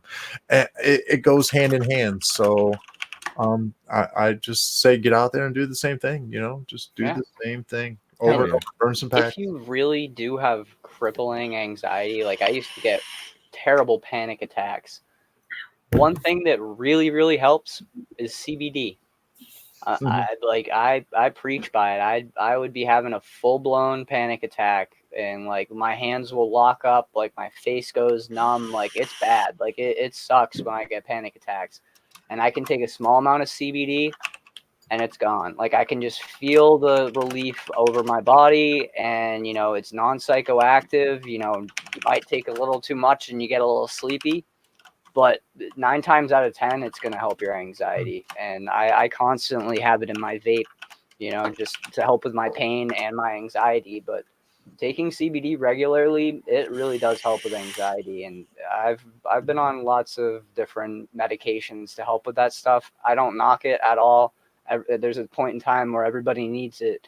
But if you're trying to switch out and like just not have to take that stuff anymore, give it a shot. I mean, worst comes to worst, it doesn't work for you, but it's worth trying. Well, and that's it, right? Always talk to your medical professional. Like, tell them what's going on, see what you can do, try a few things. Yeah. But at the end of the day, you got to have that discussion, or else you're just going to keep going back in the pit, and you can't get out yourself. Exactly. And it's okay to need help. I think that's the biggest issue we have as a society. We're all taught you don't need help and be tough and just figure it out. No, ask for help. If you don't know how to do something with the quad, ask. You'll get help. If you don't know how to get outside and do something, do it. Ask, get help. If you're having trouble getting up in the morning, get up and make your bed. That's the first thing they teach you. Set one goal. And then you feel better because you're achieving your small goals. Mm-hmm. And then you set more goals. You know, okay, I made my bed. Now my goal is to wash some clothes. There you go. I've achieved that. Look, I can do things. And you build yourself up slowly. But if you can just get one thing done a day, like exactly. that really, really, really does make a difference. Like, and like I set weekly goals for myself. Like, I'm going to make at least one video a week and upload it to YouTube. Like, I wanted to do more than that, and if I can do more than that, I will. But you got to set realistic goals, because if you push yourself too hard and you fail, then it's just going to make everything worse. You know, you're going to just be like, well, I can't do anything, so screw it all. Well, at the same point, I don't believe in that sense of the fail, right? If I didn't achieve it today, doesn't mean I can't achieve it tomorrow. Yeah. There's been many days where I fly and I'm like, you know what? This was a bad day. I just did not have a good day flying, but it doesn't mean I should quit. It was just an opportunity, and you got to keep going. Yeah, like it's funny. Every time I crash and I'm with somebody, they're always like, why do you smile when you crash? Because I'm only getting better. I'm you like, know? yeah, because I tried something that I didn't know if I could do, and I messed up. But let's How see many how times bad do the we damage fall is, and then I'll be able to go home and fix it. You know? Yep. Thank you. Hey, I pray, and hopefully I'm out of my crashes stages. So Yeah. Okay. now, So if you're not crashing, you're not pushing hard enough. that's a lot. how. I do have kind of a major question. Don't believe that. That's what. Hey, that's what all those companies that want to sell you gear want. I buy the gear that doesn't break. I come from a time and where you were taught to be a pilot, man. You learned how to pilot and you didn't crash. Now I understand in racing, you're rubbing is racing, you're gonna crash mid-airs. I get that. Those happen. But as in like a normal pilot, like as a pilot, you want to build your aircraft so you know all your solder joints are together. You want to make sure everything's right. You want to fly. You want to know that you can take off. You want to know that you can fly, maneuver under control. You want to know that you can land and bring it back to you, kind of in a way. That's just like normal, like I think Pilot 101. And once you can understand it, you can go through that process. Well, then, I mean, kind of in a way there, you can push yourself, but well, you going from 1 to 10, like, zing, or are you going from 1.1, 2, 1.13, 1.14 to get to 1.5. You can, how do you boil a frog? You turn it up slow. This way, by the time I'm dead, I'll be at 10. Not I'm at 10 now. This way, by the time I'm dead, you ran out of gas. Then you flamed out. Isn't that what they call it, flaming out in a way? So I don't believe that. And I would say to Asylum, like, fly for yourself. At the end of the day, people come and go. Look at how much the hobby's changed in 6 months that I've been in it, right? Like, it's a constant revolving door, and you're going to, just like life, have people come in and go, and you have to fly for yourself. Mm-hmm. You have to fly for your own passion. You can't be doing it for anybody else or anything else. Hey, minus all this, I love my sponsor because he keeps me in the air, and we have a beautiful relationship. I mean, Chris Lou has been lovely to me. I like my relationship with team captain for CNHL right now, Frank Serafino. Hopefully I said his last name correctly. So they keep me up and flying, and I'm going to be honest with you, they keep me up and flying for probably a way bigger reason than people really understand. Okay, because the industry in itself needs individuals to kind of like grow with. They need individuals more than just what you guys see out there. They need more than me. Guys, they need more than you, Kat. They need more than you, Legz. They need all the 4 of us, and then we need more. Mm-hmm. See, so it's not gonna. It needs to be more now. When the community starts to understand that it really needs to, I need to go find me 10 more pilots. Jake needs to go find him. Let's have a pilot. Let's go have a new pilot competition. Who can train the most new pilots for 2020? I mean, we need more. I like that. Talent and light shined on that new talent, because that's what it's about. That's what's going to push because they're going to fill into like positions that maybe we might have in the industry that people look at us and want to hear what we have to say and kind of like, wow, okay, I can ride with that philosophy for a minute. So go train some new pilots and bring some new guys in, and whatever the new laws bring in the future, that's going to be for them to adapt and overcome. And if it is what it is at that point in time, then hopefully, like I heard the AMA statement earlier, these laws are coming in no matter how much we like it, probably really or not. So now this is our way to voice our opinions and have us heard, so we can help maybe shape that law so it's not 100%. You guys ain't doing this no more. Like, well, I understand where the FRIAs are going. I understand all that avenue there, but we want longevity. How long has the AMA been working with the FAA? 80 years. There's supposed to be, ain't there supposed to be like a handshake there that says this is supposed to be like for future, like science and NASA, all that aviation in kids' minds to help grow young people in their STEMs and their NASA program. There's like a limit. I mean, I don't know. So we'll see. I like that you put it like that. It won't be that way. Hopefully, I mean, I want to fly. I fly safely. I have no problems. I ain't never caused no issues. So, I ain't flying over. I mean, there's certain avenues. I trust my gear, but there's certain times that you just can't avoid it, and you just know to get away from there, get out of there, steer away from that. Don't fly over that again, type thing. So, hey. That's the way I look at it. But other than that, man, FPV for life, man. I'm FPV in my life away, guys. I don't know, but I'm going to FPV my life away. Other people and new pilots come in and do the same thing, and whatever the new rules are, we just all just have to just go by that and follow the parameters. And no matter what the new rules are, anyway, we're people. There's going to be people that are going to bend them and break them anyway. So. Yeah. I mean, we have our current laws, and nobody seems to be listening to currently what's going on to the laws right now with the current, political scape on a larger scale than just FPV. And, we wouldn't have people breaking the law and the city's making money off putting people in jail if it wasn't for people that didn't obey the laws. So there's going to be people that's going to skirt that. I imagine that too. Just hopefully it's just, and if you are planning on skirting it, just don't be an idiot about it. No, I mean, there's common sense, guys. Exactly. Just use common sense. Endangerment. If this all does go to shit in a handbag, go fly still, but don't go be like one of those guys that's like, I'm gonna fly in protest and fly over an airport with my FPV drone. Fingered in the FAA. Don't do that. Go and find an abandoned place in the woods or a field where no one's at and go rip around, go fly through the woods, practice weaving through trees, stay below tree cover.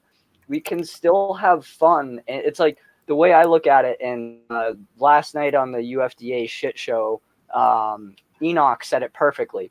It was like when they started debating and skateboards and stuff, more skate shops opened up. And then they got the community involved. And they opened up private indoor skate parks and opened up more. And then the state realized, we can get a bunch of kids off the street by making our own skate parks. So I kind of on board with his way of thinking, where if this totally goes the way it's going, if we join together and don't give up and we keep pushing for our right to fly, even if they're trying to say we can't, eventually people are going to notice and eventually things are going to happen. And we could have indoor tracks and freestyle areas where someone go and buys some property and puts up pallets to make fake buildings or something where we can go fly freestyle. It's still a possibility, but if you just say it's not, then it's not. You have to fight for it. No one's going to let them take this away easily. And it's the same for everyone. Then sorry, you really don't want it enough, but I'm not going to just be silent and let this disappear. Well, I mean, it's happening with cars. It was unlicensed, now it's licensed. People adapted. It happened with alcohol prohibition. It was rebutted. Now it's back, right? Marijuana is a huge example. Exactly. It was blamed everywhere. Now Canada's fully legal. A lot of the US is becoming legal. Other countries are legalizing. It just takes time for change. And even if, the FAA takes over and our hands are handcuffed a little bit, it will change again. It's not going to sustain. It's just, you might get, shitty end of the stick for a little while, but you have to persevere. We're going to get it for a little while. Believe that. We're going to get it for a minute, guys. Enjoy it. So hey, it ain't for a while out is the way I look at it. So I'm just going to fly for fun, have fun, bring more new pilots in, promote who I'm promoting already anyway. So it's just, I'm having fun. I mean, I got bigger things to worry about kind of in a way than all that kind of drama and, where I want to go see myself and see where the industry and help people. So I'm focusing on that right now. So good. Here's a question for you guys. Bringing it back to, and I'm not talking hindrances or obstacles as far as, like, for instance, Legz has no legs and you have a paralyzed hand. Yeah. But what other kind of obstacles might you have had in this industry, like criticism or anything like that? Have you guys had experienced any of that, or has it all just been, butterflies and daisies? No, well, the only criticism I have to say from the industry and from the community, never, not one peep. I'm sorry. I mean, maybe everybody's like, it's hard to like really get down on people with disability. And no, nobody from the industry's ever said anything to me about like my disability, diss me in any way. Mm-hmm. Not one. Literally, everybody's really literally like kind of like embraced me kind of in a way in this industry, and that's one of the things that's kind of like actually helped bring and change me from my old me to the kind of like the new me, so like, yeah, Uno 2.0. no, because I mean, I come from a time. I mean, I kind of shared this story a little bit on late night with Chad. Late night with Chad Capper, and it kind. I mean, I come from a time where it was kind of a rough neighborhood, and a lot of people were doing a lot of not nice things to people, and people had to protect their certain ends of the neighborhood and things like that, and you still had to go to school. So it's like, oh, you got to cross through that section and don't get caught at certain times, and so. And to come from that to where what's really kind of like, just changing my life even after that. But just with FPV, you didn't think, people would be that type of receptive. I was in my own little bubble, just flying my airplanes and things of that nature. So when it was like, Mr. Capper kind of challenged me a little bit. It was like, well, Robert, man, it's a great time to grow and step out of your comfort zone and stuff like that. And, because they said if I didn't want a chance for that rotor ride episode to go out, that they would just, okay, Robert, just tell us no and it won't go out. And so it was like, he's like, but then he's like, but why not? I mean, what else? Well, you got to lose, dude. Come on, kind of like, come on, man, you got this. I mean, people, it's a great story. You're really, it's not like it was pity. It was like, Robert, you really got to, kind of a chance to like take this right now, take this ball and run with it, dude, because and I kind of I was scared, I was scared for a while. I thought about it for a while and I was like, oh man, what's going to go on here? But then this is where at that point in time, I really kind of learned at my age. And for me, man, just cast all that stupid stuff aside and go with life with uncertainty. Cause that's where the adventure. Yep. And you don't know where it's going to take you, because it's going to take you great places. You're going to meet great people, and you're going to bond with the people you're supposed to bond with, and you're going to vibe with the people you're supposed to vibe with, and you're going to help the people you're supposed to help. And it's easier just to do that. It really is, guys. So I know a lot of people in lives fight. I quit my bullshit kind of job for FPV a little bit. Now I'm doing something else. Not that I don't do no FPV for money. FPV is all fun, and just promoting the companies I believe in. Personally, and Hawkeye actually put up like a pretty good example of what I was talking about there too. More. Yeah, it made me see more of myself to where it was like, well, I can quit that bullshit job that was doing nothing. I mean, I have a job that I currently enjoy. I'm an official chess instructor, so I teach chess. I love the game of chess, but that's what I do now. And they pay me good money to teach chess now. That's awesome. Who gets paid money to teach chess, like kind of in a way, right? Yeah, right. No, seriously, from telemarketing to really doing what I like to do versus getting people can change their lives in a minute, and it only takes maybe a few people to see something that and somebody that you kind of like they didn't see in themselves, or maybe they seen it in themselves. They just needed to bring it out a little bit. This is where the industry is kind of like done that, even, again, people like, everybody, we got to bring it out on people, like I teach my chess students. Okay. Oh, do you know how to play chess? Yeah, I know how to, I mean, younger, they're a little young, teenagers, they're younger, some older, but they're in that age of where they need to learn the game. Well, do you already know how to play? Yeah, I know how to play. Well, you want to know something, man? I don't believe you. You're going to have to prove it to me.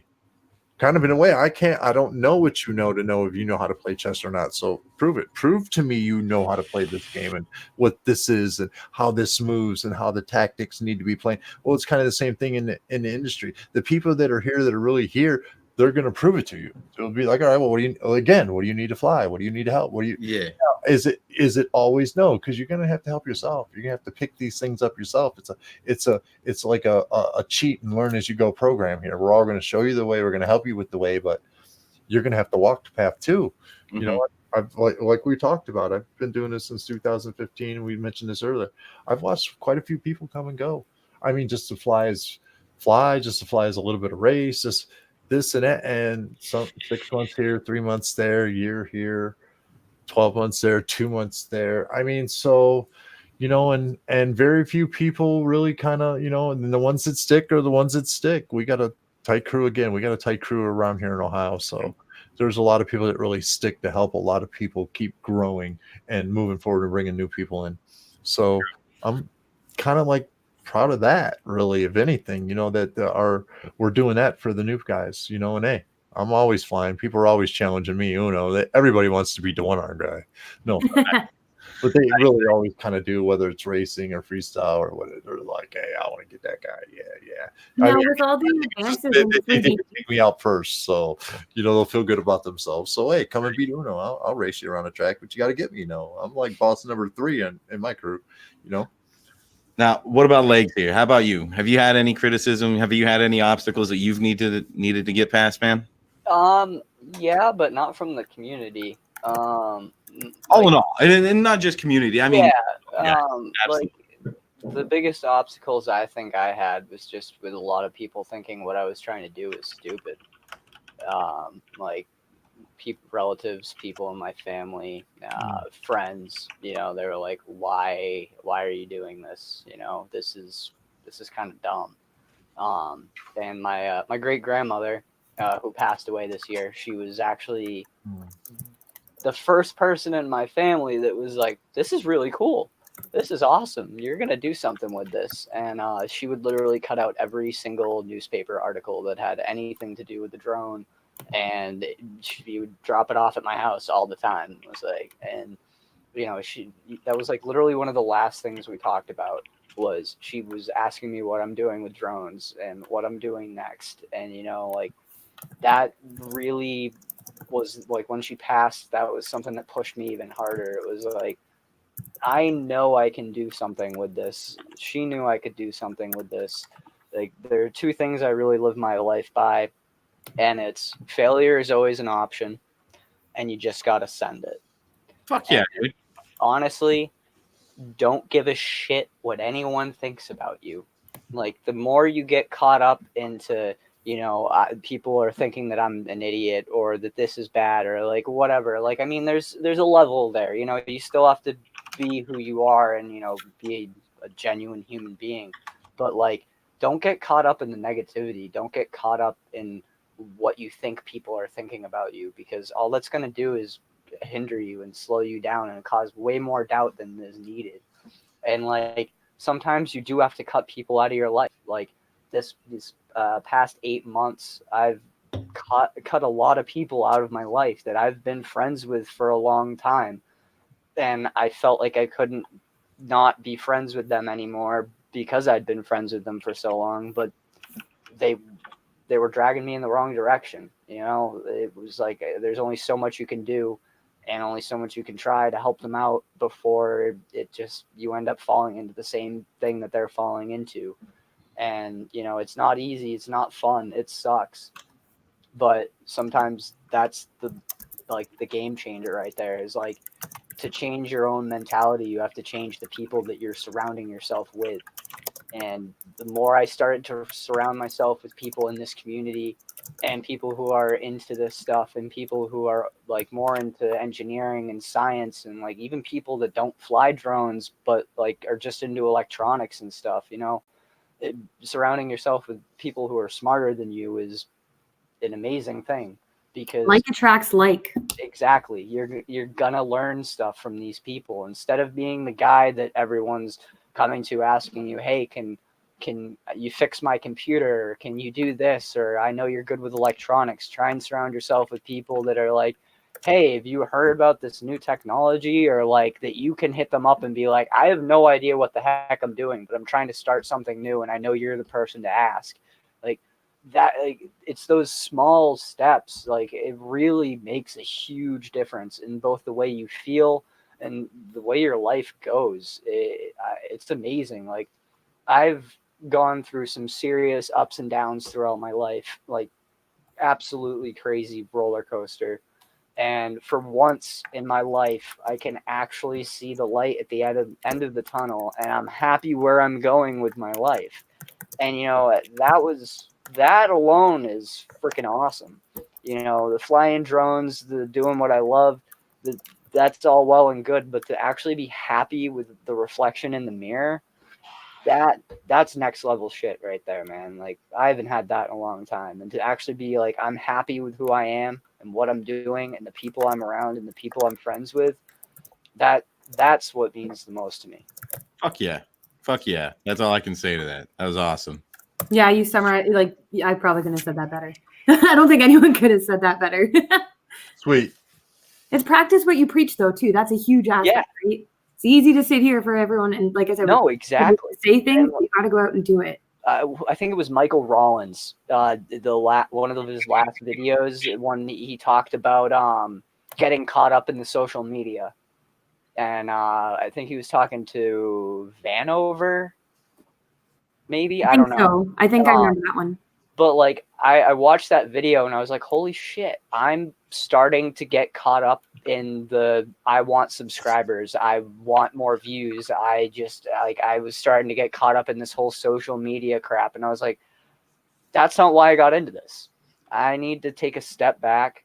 I want to portray who I really am. And I don't want to get caught up in this just social media stuff. So it's like, I'm going to keep making videos. I'm going to keep doing my vlogs. I want to make more content. I want to get more people involved. And if people enjoy watching my stuff, then that's awesome. But I try to limit my time on Facebook and Instagram and YouTube now, because like, that's all I would do was be on Facebook looking at drone stuff or reading comments about things. And same thing on YouTube and Instagram. It was like, I was getting way too caught up in it. And I realized once I took a step back, I was, flying in the sim more, going out and flying more even, and just working on stuff. I feel like we all get caught up in this, I want to be a YouTube star thing. And don't get me wrong, it would be freaking awesome. But I definitely was like, holy crap, that's what I'm trying to do. I'm not trying to be a YouTube star. I'm trying to be me. I'm trying to show what I love in the best way I possibly can. Nice. Yeah, and it takes time. I think that's what people forget too. None of the guys that are big got there in a month or a year or even a couple years. Generally, all of them have been at it a while, and it takes time to grow. Yeah. And it's dedication and practice and getting out there and pushing through it all, right? Yeah, exactly. Time, man. It's like failing. Like I said, failure is not an option. Like, failure is always an option. Like, if you learn something from a failure, it's not a failure. Correct. And I feel like that's one of the most important things in this hobby, because you're going to make stupid mistakes. You're going to break stuff. You're going to mess up a build. I mean, one of my first builds, I literally soldered my power connector on the wrong way and spent 4 hours, and everything was great. And I'm like, yeah, I'm going to go and fly this thing, and plugged it in, and the thing just smoked up on me. And it was one of those things where I was like, God damn, like, I was pissed. I was angry. I was like, I should have waited. I should have done anything. Like, I should have taken more precautionary steps. I literally had a smoke stopper coming in the mail. I was like, no, it's good. I don't need to worry about it. And then I did that. So, I've learned every time I touch a soldering iron to a drone, I always hook up a smoke stopper to it before I plug it in again. And people are like, oh, you don't need to do that, man. I'm like, I know I don't need to, but we all make mistakes. We're humans. I'm not going to make a stupid mistake be the difference between me just flipping something or me having to wait a few weeks before I can afford to get more parts. I was always taught the measure twice, cut once. So that's how I approach drones, right? Check it again, check it one more time. Then I usually get Chronics to check it. Okay, we've had a couple eyes on it. Now I'll plug it in. Mm-hmm. But Uno, I was going to say, with the advances in 3D printing, have you ever considered trying to get something developed that would allow you to use your other hand on a stick so that you could fly with both hands? Well, I would probably say yes and no. Yes, it'd be great, but no, I don't think this hand would have the fine precision that it needs to snap to run the pilot stick for, you know, roll and pitch. So, and I've already been flying like this for so long that it's kind of like, I don't know what, I mean, I might have to go another 5 or 6 years before I can learn how to fly again with my right hand. I don't know if I want to go that long again, you know? So it's tough. Now there's a couple of 3D prints. My buddy George sees, I'm thinking about, I want a 3D print for a bigger dome for my my throttle stick, so I can, it fits more flat on my palm there. So it's more flush instead of the one point that digs up into my palm sometimes. But 3D prints have been, I mean, I see people doing them. I like the 3D prints that people, I want one. I want the 3D print for the hybrid grip, that kind of like a little L that comes off the end of the stick. I wouldn't mind actually having that one for my right side. I'm actually thinking about trying that stick right there. I think it might work easier. I think it might actually work and give a little bit more extension reach on certain maneuvers when I have to use like my fingertip. But well, and there are some rounded thumbs, right? But it doesn't matter, right? You got to find something that works. No, I think 3D printing is a very viable solution for a lot of people with disabilities. I mean, I know Derek Brown, my buddy out there in Oregon, man. You're talking, hey, just talk about moving to Oregon. Yeah, that's one place I'm moving to, buddy. Oregon. I'll be there in a couple months, man. Like I can't wait. I'm so excited. Dude, the stuff that I'm gonna be doing, it's gonna be freaking awesome, dude. I can't wait. Yes, there's a lot of good people out that way, man. I would love to I told the wife last time I come back from the throwdown out there, because I was out at the throwdown last year. Equip place, I highly recommend it to every FPV person that's serious about FPV. If you're not serious or you are serious, it's at least one time go to the West Coast Throwdown. It's an ultimate location. It's probably like a dream location that any FPV pilot wants. When is that again?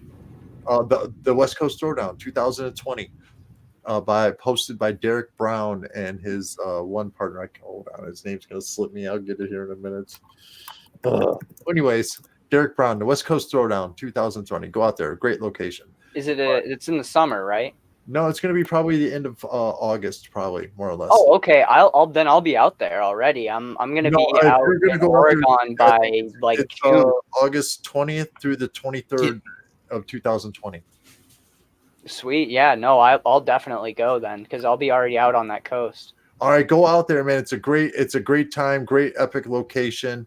But just from everybody all across, from, like I say, that he 3D printed some pieces for a guy he knows in a wheelchair.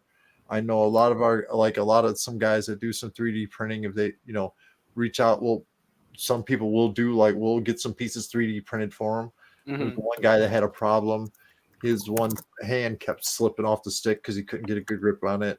This was earlier. Another gentleman, I can't remember, forgot his name too. It's been a few years, but he helped. It wasn't my design, I just plugged him in with somebody. I was just a networker at that time. He helped make a design for somebody that made a magnet ring, so his hand wouldn't slip off the stick. So the top of the stick had a magnet, and then this little ring he can Velcro around his finger had a magnet. So when the pinky would just sit on the stick, it would be a super strong magnet, so his hand wouldn't slip off the stick anymore. That's awesome. And I mean, there's been 3D prints for guys. A lot of guys have done their own stuff for different grips, because everybody with a paralysis, everybody's going to have a different maybe hand locking type. Everybody's hand locked in different ways. So you might have to formulate something different. And I know about 3D printing has been really popular there. Some guy did an elbow pad, I think. So the guy can control his one elbow. That's really cool. I should try that maybe instead of working. Yeah, that'd be. Maybe should try that. Idea, but yeah, I know there was an elbow pad 3D printed, so a guy can put his elbow in there and then, fly a little bit. So because he didn't have no hand grip, but he could put his elbow in there. So, I mean, the ingenuity and the want to push it forward and try to get anybody that really at least wants to fly. I mean, I've seen so much helping people with disabilities. I've seen videos where a guy's flying where he's total paralysis from the neck down. Yeah, so I mean, and that's the head the thing that tracker I love unit on about his head, and he uses a blow tube for throttle. Yeah, I think he has to fly in leveling all the time. But Yeah, but he still, gets to fly, and he's in a that wheelchair. level of That freedom. drone's like his legs. I mean, you can't imagine. This is where that drone's got to be like your legs. Yeah. I know people in And wheelchairs. Corey Kowalski down here in Columbus, Ohio. One of my guys, he was flying before me when I first got started. I met him. I mean, this guy's, he's in a wheelchair. He drives a tank around, getting his way, will run you over. Watch out. But Those things are way too cool. he's like, ever since drone, dude, these drones are my legs, dude. Whenever No, I think about it, and that's the amazing thing is like you could be in a wheelchair or like literally not be able to do anything except for maybe move a few parts of your body. there's some ways You can get the freedom of going anywhere you want. Like what other thing can give that to people? Like in all reality, like I did a lot of like adaptive sports, and like I've been and played sports with a whole variety of disabilities, and it's just amazing what people will do so that they can overcome their disability and do something that they love. And there's a lot of people out there, like I really think, especially like child rehabilitation hospitals, they should all have drone programs. Like kids who are paralyzed or that get injured and they can't do anything, they should have drones there, especially like people who fly drones, to be like, hey, you want to try something really cool? Because if a kid just got out of surgery and realized that, you know, he's not going to be able to go play soccer or do whatever he like used to do again, and thinking that, you know, I'm not going to be able to do anything cool, and I'm kind of like in that cloudedness of what happens once you become disabled. If someone was there to be like, hey, you can have even more freedom that you had when you had when you had legs, or when you before you were disabled, and let's go out and fly, and have them try this out, like instantly they'd be like, whoa, this is awesome. And like that's the cool thing I love about this hobby is like, especially with that girl we were talking about who's in the wheelchair, like she is freaking awesome. Like she's killing it with racing, and she's been paralyzed her whole life, right? Well, she was like born with a certain muscular disease. Muscular dystrophy. I don't know what it is, but it's definitely afflicting her, and she's overcoming it. And she's like, man, as soon as I did this, it was like I could do it. I was like, I was a superhero, right? I mean, it's like give people the tools. They'll go do things that you didn't even think they could do. We all feel like a superhero. Yeah. Dude, it's like, I always explain it. It's like it's a mix between flying a speeder from Star Wars and being Superman. Like that, like it's so yes. So all in all, it's all good.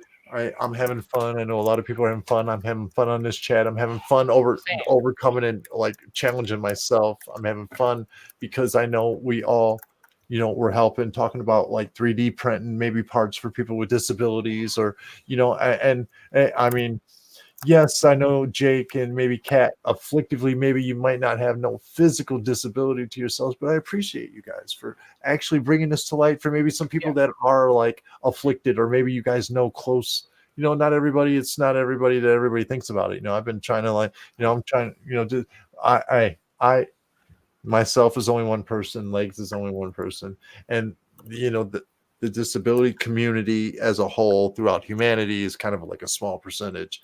But so I get that, I get that. So, but here in the industry, it's still a small percentage. But it's hey, you know, we're people too, and I'm coming to fly. So I mean, I'm coming to have fun, rip packs, be as smooth as I can, be as fast as I can, be, you know, link the tricks, do it. I mean, I'm having fun doing it, having fun teaching new people. I mean, just that's where I'm at.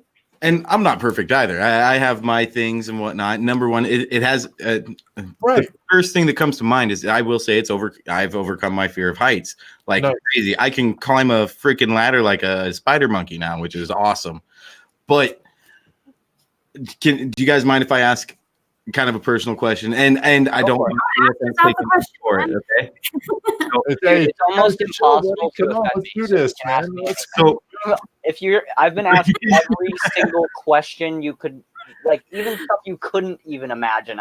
This one I kind of feel would be a little touchy, and I don't mean it to be, but I do at the same time. So being like, for instance, Uno, you're sponsored by Captain Uno, by Armageddon, right? Yes. And you have your FPV militia stuff going on. The big question is, have you ever, like women out there, a lot of women are exploited for their DNA or whatnot. Just for being women. Do you guys ever feel exploited for your disability? Handicap, yeah. Do you want to take this first, or you want me to take it? I go first. Hey, because I know somebody who was in your shoot. I'm just the saying. way I look at it is FPV Militia is a part of the company that I'm actually working for now. Yeah. And so I don't know how to say this in the right way. All right. So basically, I very rarely use my disability to get anything or to like do anything. Like I have a handicap placard, but I almost never use it. The only time I will is like if I'm going to an amusement park or if it's Christmas time and the mall's packed, then I'll be like, yeah, I'll go Christmas shopping with you so we can park up in the front. And like, yeah. I do that. I'm not going to lie. I mean, totally. Like, why not? Like I've never had to pay for like going to an amusement park because like my friends will be like, yo, well, can you come with us so we can cut in front of the lines? I'm like, yeah, if you buy my ticket. So like, and things like that. Totally. I mean, you got to use it to its advantages every once in a while. But in all honesty, if anyone were to just be like, oh, we want you on our team because you have no legs. Yeah, it might be a little weird, but at the same time, I would be giving me more exposure, which means that there's one person out there that might be disabled or that might think they can't fly or they're in a portion of doubt, and then they see me out there doing this and they're like, oh, maybe I should give that a shot. So like you got to use what you're given, man. And like if people are like, I might be able to make money off this dude because he has no legs, I mean, yeah, that's a bit messed up. But I don't look at it that way. I look at it as well, maybe someone's in the same situation and they'll see me doing this and be like, oh, I can do it. Like that. I have a longboarding video out that I made years ago, and I was trying to get picked up by a longboarding company because I didn't have money to get new bearings and wheels and stuff. And I was like, I have no legs and I longboard. Like I was hitting up tons of companies just being like, please sponsor me. I have no legs and I like to go fast. Like I want to break the land speed record on a longboard. Let's make this happen. And no one ever got back to me, but I went and looked back at that video a few weeks ago and it's got over 1,000 views. And I'm like, what? Like, and literally all it is legless longboarding. If you type it in on YouTube, it's the first one that comes up. And like, dude, if you can utilize whatever you have to maybe help benefit you in a different way or to help other people, I feel like there's a line, and once you cross it, then it's crossed and you can't go back. But in general, use what God gave you, dude. I don't even say that much, but it's just true. Like, you can't look at what's wrong with you as a disability, man. I mean, I think it's kind of a good thing I don't have feet. Like, they kind of suck, to be real. I probably was the first one. What? Yeah. It is. It's like I do so much crazy stuff. I can't imagine how many times it would have broken my legs or like ended up in the hospital if I actually had legs. Like it was probably a good thing I couldn't do most of the stuff that I wanted to do because like I probably wouldn't be here right now. I like it. Good question, by the way. I'm going to have to say this. Maybe in my immaturity mindset for quite a few years ago, I probably would have thought that first. Maybe I was getting exploited or taken advantage of. Mm-hmm. Maybe because, I was mad at myself for life, dealing me this hand or lack of hands. But I mean, kind of in a way, maybe. So, but I've been posed these questions before through these years. I've been posed these questions by myself. And so it's not like you're the first person to ask this, Jake. Yeah, no, and I mean, like I said, no. And I'm gonna come from my total honest vibe. I'm gonna say never once I feel that I've been exploited just because of my disability. Now, on let's cross the border a little bit. From a business standpoint, it's a smart move. Don't get me wrong. They made the Special Olympics for a reason. We reach out to these charities and all these other organizations to help people that are in time of need or in time of trouble. We have these other organizations that are there to bring light, and people are honest and caring and have a heartfelt. Mhm. So, from a business standpoint, I'm going to be honest. It's a smart decision for a business to work with somebody that has a disability and help support them with their disability and show that, hey, that person had that dream, that person went after it, that person sacrificed, that person did everything else a normal person would have done. So the offer would still be the same for anybody. Well, I'm going to go fly one-handed for Red Bull. I'm going to go fly one-handed. What? See, so. Why? Well, kind of like, why not? I mean, why wouldn't Red Bull be like, hey, man, there's a one-handed pilot out there called Captain? Yeah. I mean, look at all the disabled people out there. It would be a smart move for Red Bull to do that. Yeah. Now, it would be smart for any business because it brings the attention, it brings the heartfelt, and it pulls the heartstrings and say, hey, man, they're a company too. And hey, it's good to see that. I mean, that's what the Special Olympics for. There's sponsored people in the Special Olympics. There's companies looking at those people. There's people with wheelchairs, special wheelchairs, and swim, whatever on the Special Olympics. Man, they got sponsors. And I was sponsored by Bauer when I was on the Paralympic team. All my buddies that went and won gold, they all have visa sponsors. Hey, and you want to know something? You know what those companies stepped up and said, man, dude, I like your style. They're killing it. I'm going to help you accomplish your dream. Oh, yeah. And a few of my buddies are working at ESPN now or working for the NHL because they did that stuff. And they're like, oh, so you love what you're doing and we want to get you. Hey, if anybody's exploiting my disability, buddy, it's me. It's me. I'm Captain Uno. I'm going to exploit because, hey, man, I've overcome, I've worked, I've challenged, I've battled up. I have a lifestyle now that, I kind of say I got out of that. I go and talk to kids, not just through like chess, but I speak motivational at school. I go to different schools and I talk to people, and I have a lifestyle that says, hey man, I was once there. And it could have been the other way around. It could be 6 feet under, behind here somewhere. But I ain't in that life. No, I'm in this life. I like this one now. I like what I'm doing now is Robert here, Captain Uno, and the people I'm grooving with, and the people are saying, Robert, just go out. I mean, why are you holding yourself back? What are you holding yourself back for anyway? For who? The people that care really don't matter, and the people that really care, they don't care. They're telling you to go for it. So we're all in the corner. We're all in the real people. Like I said, the same people, man. Here, if you notice, if you're here for a little bit longer, you're gonna know we're all in everybody's corner, man. Yeah. Really, ultimately, in a way, we might have upfront animosity now, but deep down inside, man, everybody's going to put that stuff aside, and we're all going to be like high-fiving each other, and we're all going to be like, way to go, TBS, way to go, Rotor Riot, way to go, Armatan, way to go, Ready Made, way to go, Get FPV, way to go, Buddy RC, way to go, HQ Props, way to go, all of it all down the line. Okay, there's. And that's the other thing about this hobby. There's nobody fighting over it. I've never once said, "Hey, man, I don't promote by Armatan. I just fly for Armatan. You guys buy it, sweet. Yeah. I buy from. I buy gear too. Armatan will give me everything. I buy gear too. I spend money too. I buy from Get FPV and Ready Made, and I do that too when I need my batteries and charging gear and other.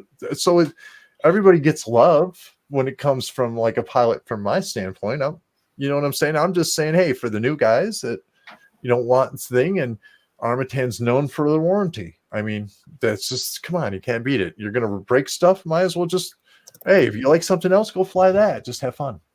And the other cool it's no like nothing like that. I mean,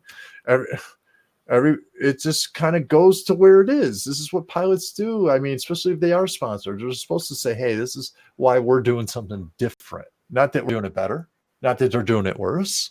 Hey, this is why we're doing it different.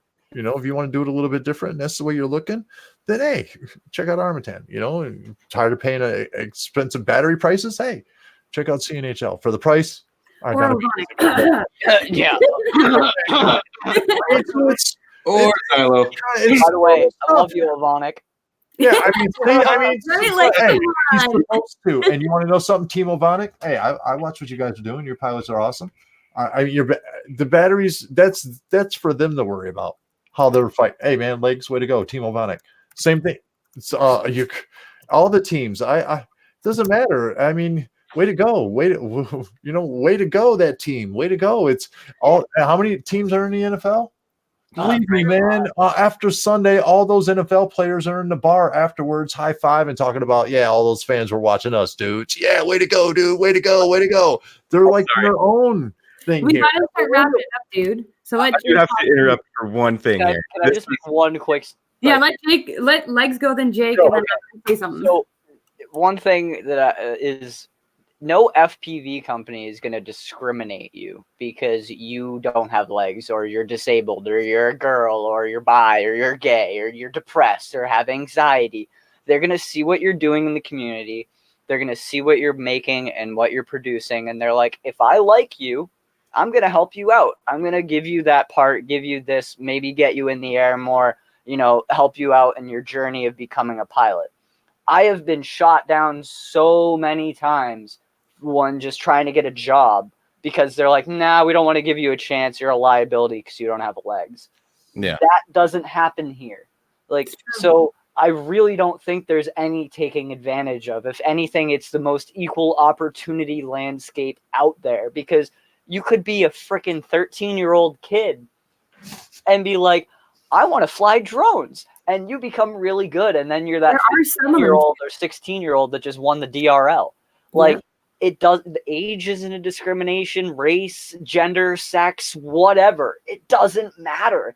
As long as you're a good person, you're doing what you love and you show that to the community, then people are going to be behind you. People are going to support you. And this is it's a very rare space that you can find something like that because most of the world does not work like that. For sure. That's awesome. It doesn't matter how strong you are. It doesn't matter how smart you are. If you can pick up the remote and learn how to fly, it's an equal playing field for everybody. Mm-hmm. Jake, what do you want to say? I'm sorry. Legz, I watched the video. Dude, this part freaking blew my mind. This blew my mind. The fail part? You were just bombing down this thing, man. And oh, hold on. This isn't it. Where to go? Here it is. Right here. And boom. You're fucking. Is that a hat? Is that your shoe? No, what the fuck is that? Those were I made these shoes out of foam that I'd put on the bottom of my stumps, and there were a few times that they would just shoot right off, but that was one of the times that it happened. But yeah, I was bombing a really steep hill one time. I was going 20, 25 miles an hour. And right towards the bottom, I got the speed wobbles. My board went sideways. My buddy's coming down right behind me. And I couldn't do anything. And I literally did a flip in the air. One of my shoes flew off my leg and I landed standing up, from a flip, wearing nothing, standing up. And I'm looking all over my body what the heck? I had one little scrape on my shoulder. My buddy's bombing down the hill right next to me, what? He's like, did you just see that? I'm like, I just did a flip and I'm standing up. My shoe went 50 yards into the woods. We spent 30 minutes just trying to find it because it got ejected so far off my freaking body. Dude, that was epicness. I gotta say. I still am totally gonna go and do that stuff, especially when I'm out in the mountains. But I can't cruise like I used to because I push with my hands, and they're so destroyed now that it's I can't do it. It hurts way too much. And electric longboards are expensive to build and to buy, so I'm gonna have to wait to be able to do that. Dope. Well, guys, I think it's time we start to wrap it up here. It's been 2 hours already, but time flies when you're having fun. Oh, yeah. I think the moral of today's show is just keep going, guys. Persevere. Don't let anything hold you back. We create our own obstacles, and that's it. It's as simple as that.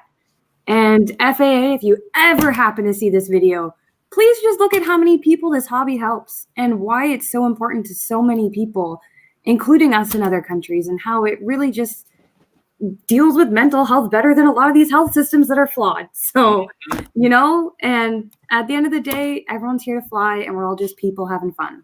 Thank you, Uno, for coming. Thank you, Legs. Thank you. I appreciate it, guys. Hey, go after it, guys. Adventure's out there, man. It's in the goggles. Go after it. Hey, before we sign off, I'm going to be doing a frame giveaway this Friday. It's the Kino coffin frame by FPV Militia, and I will paint it for you guys too. I actually just started getting into painting frames, and I'm getting pretty good at it. So if you do win, either you can get it this way, or I'll give it a custom paint job. You can tell me what color scheme you want and how you want it to look, and I'll try my best. In order to get entered into the competition giveaway, just go to my channel, like and subscribe, and I'm giving it away live on Facebook on Friday around 8 o'clock. So, and right now there's only about like 30 people entered into it. So your chances are pretty good at winning. Yeah, and it's a sick frame. So thanks, guys. Go check out Mad Chiller's show. They're on right now. And keep flying. Have a good night, guys. Send it, guys. Have a good one. Peace. Night.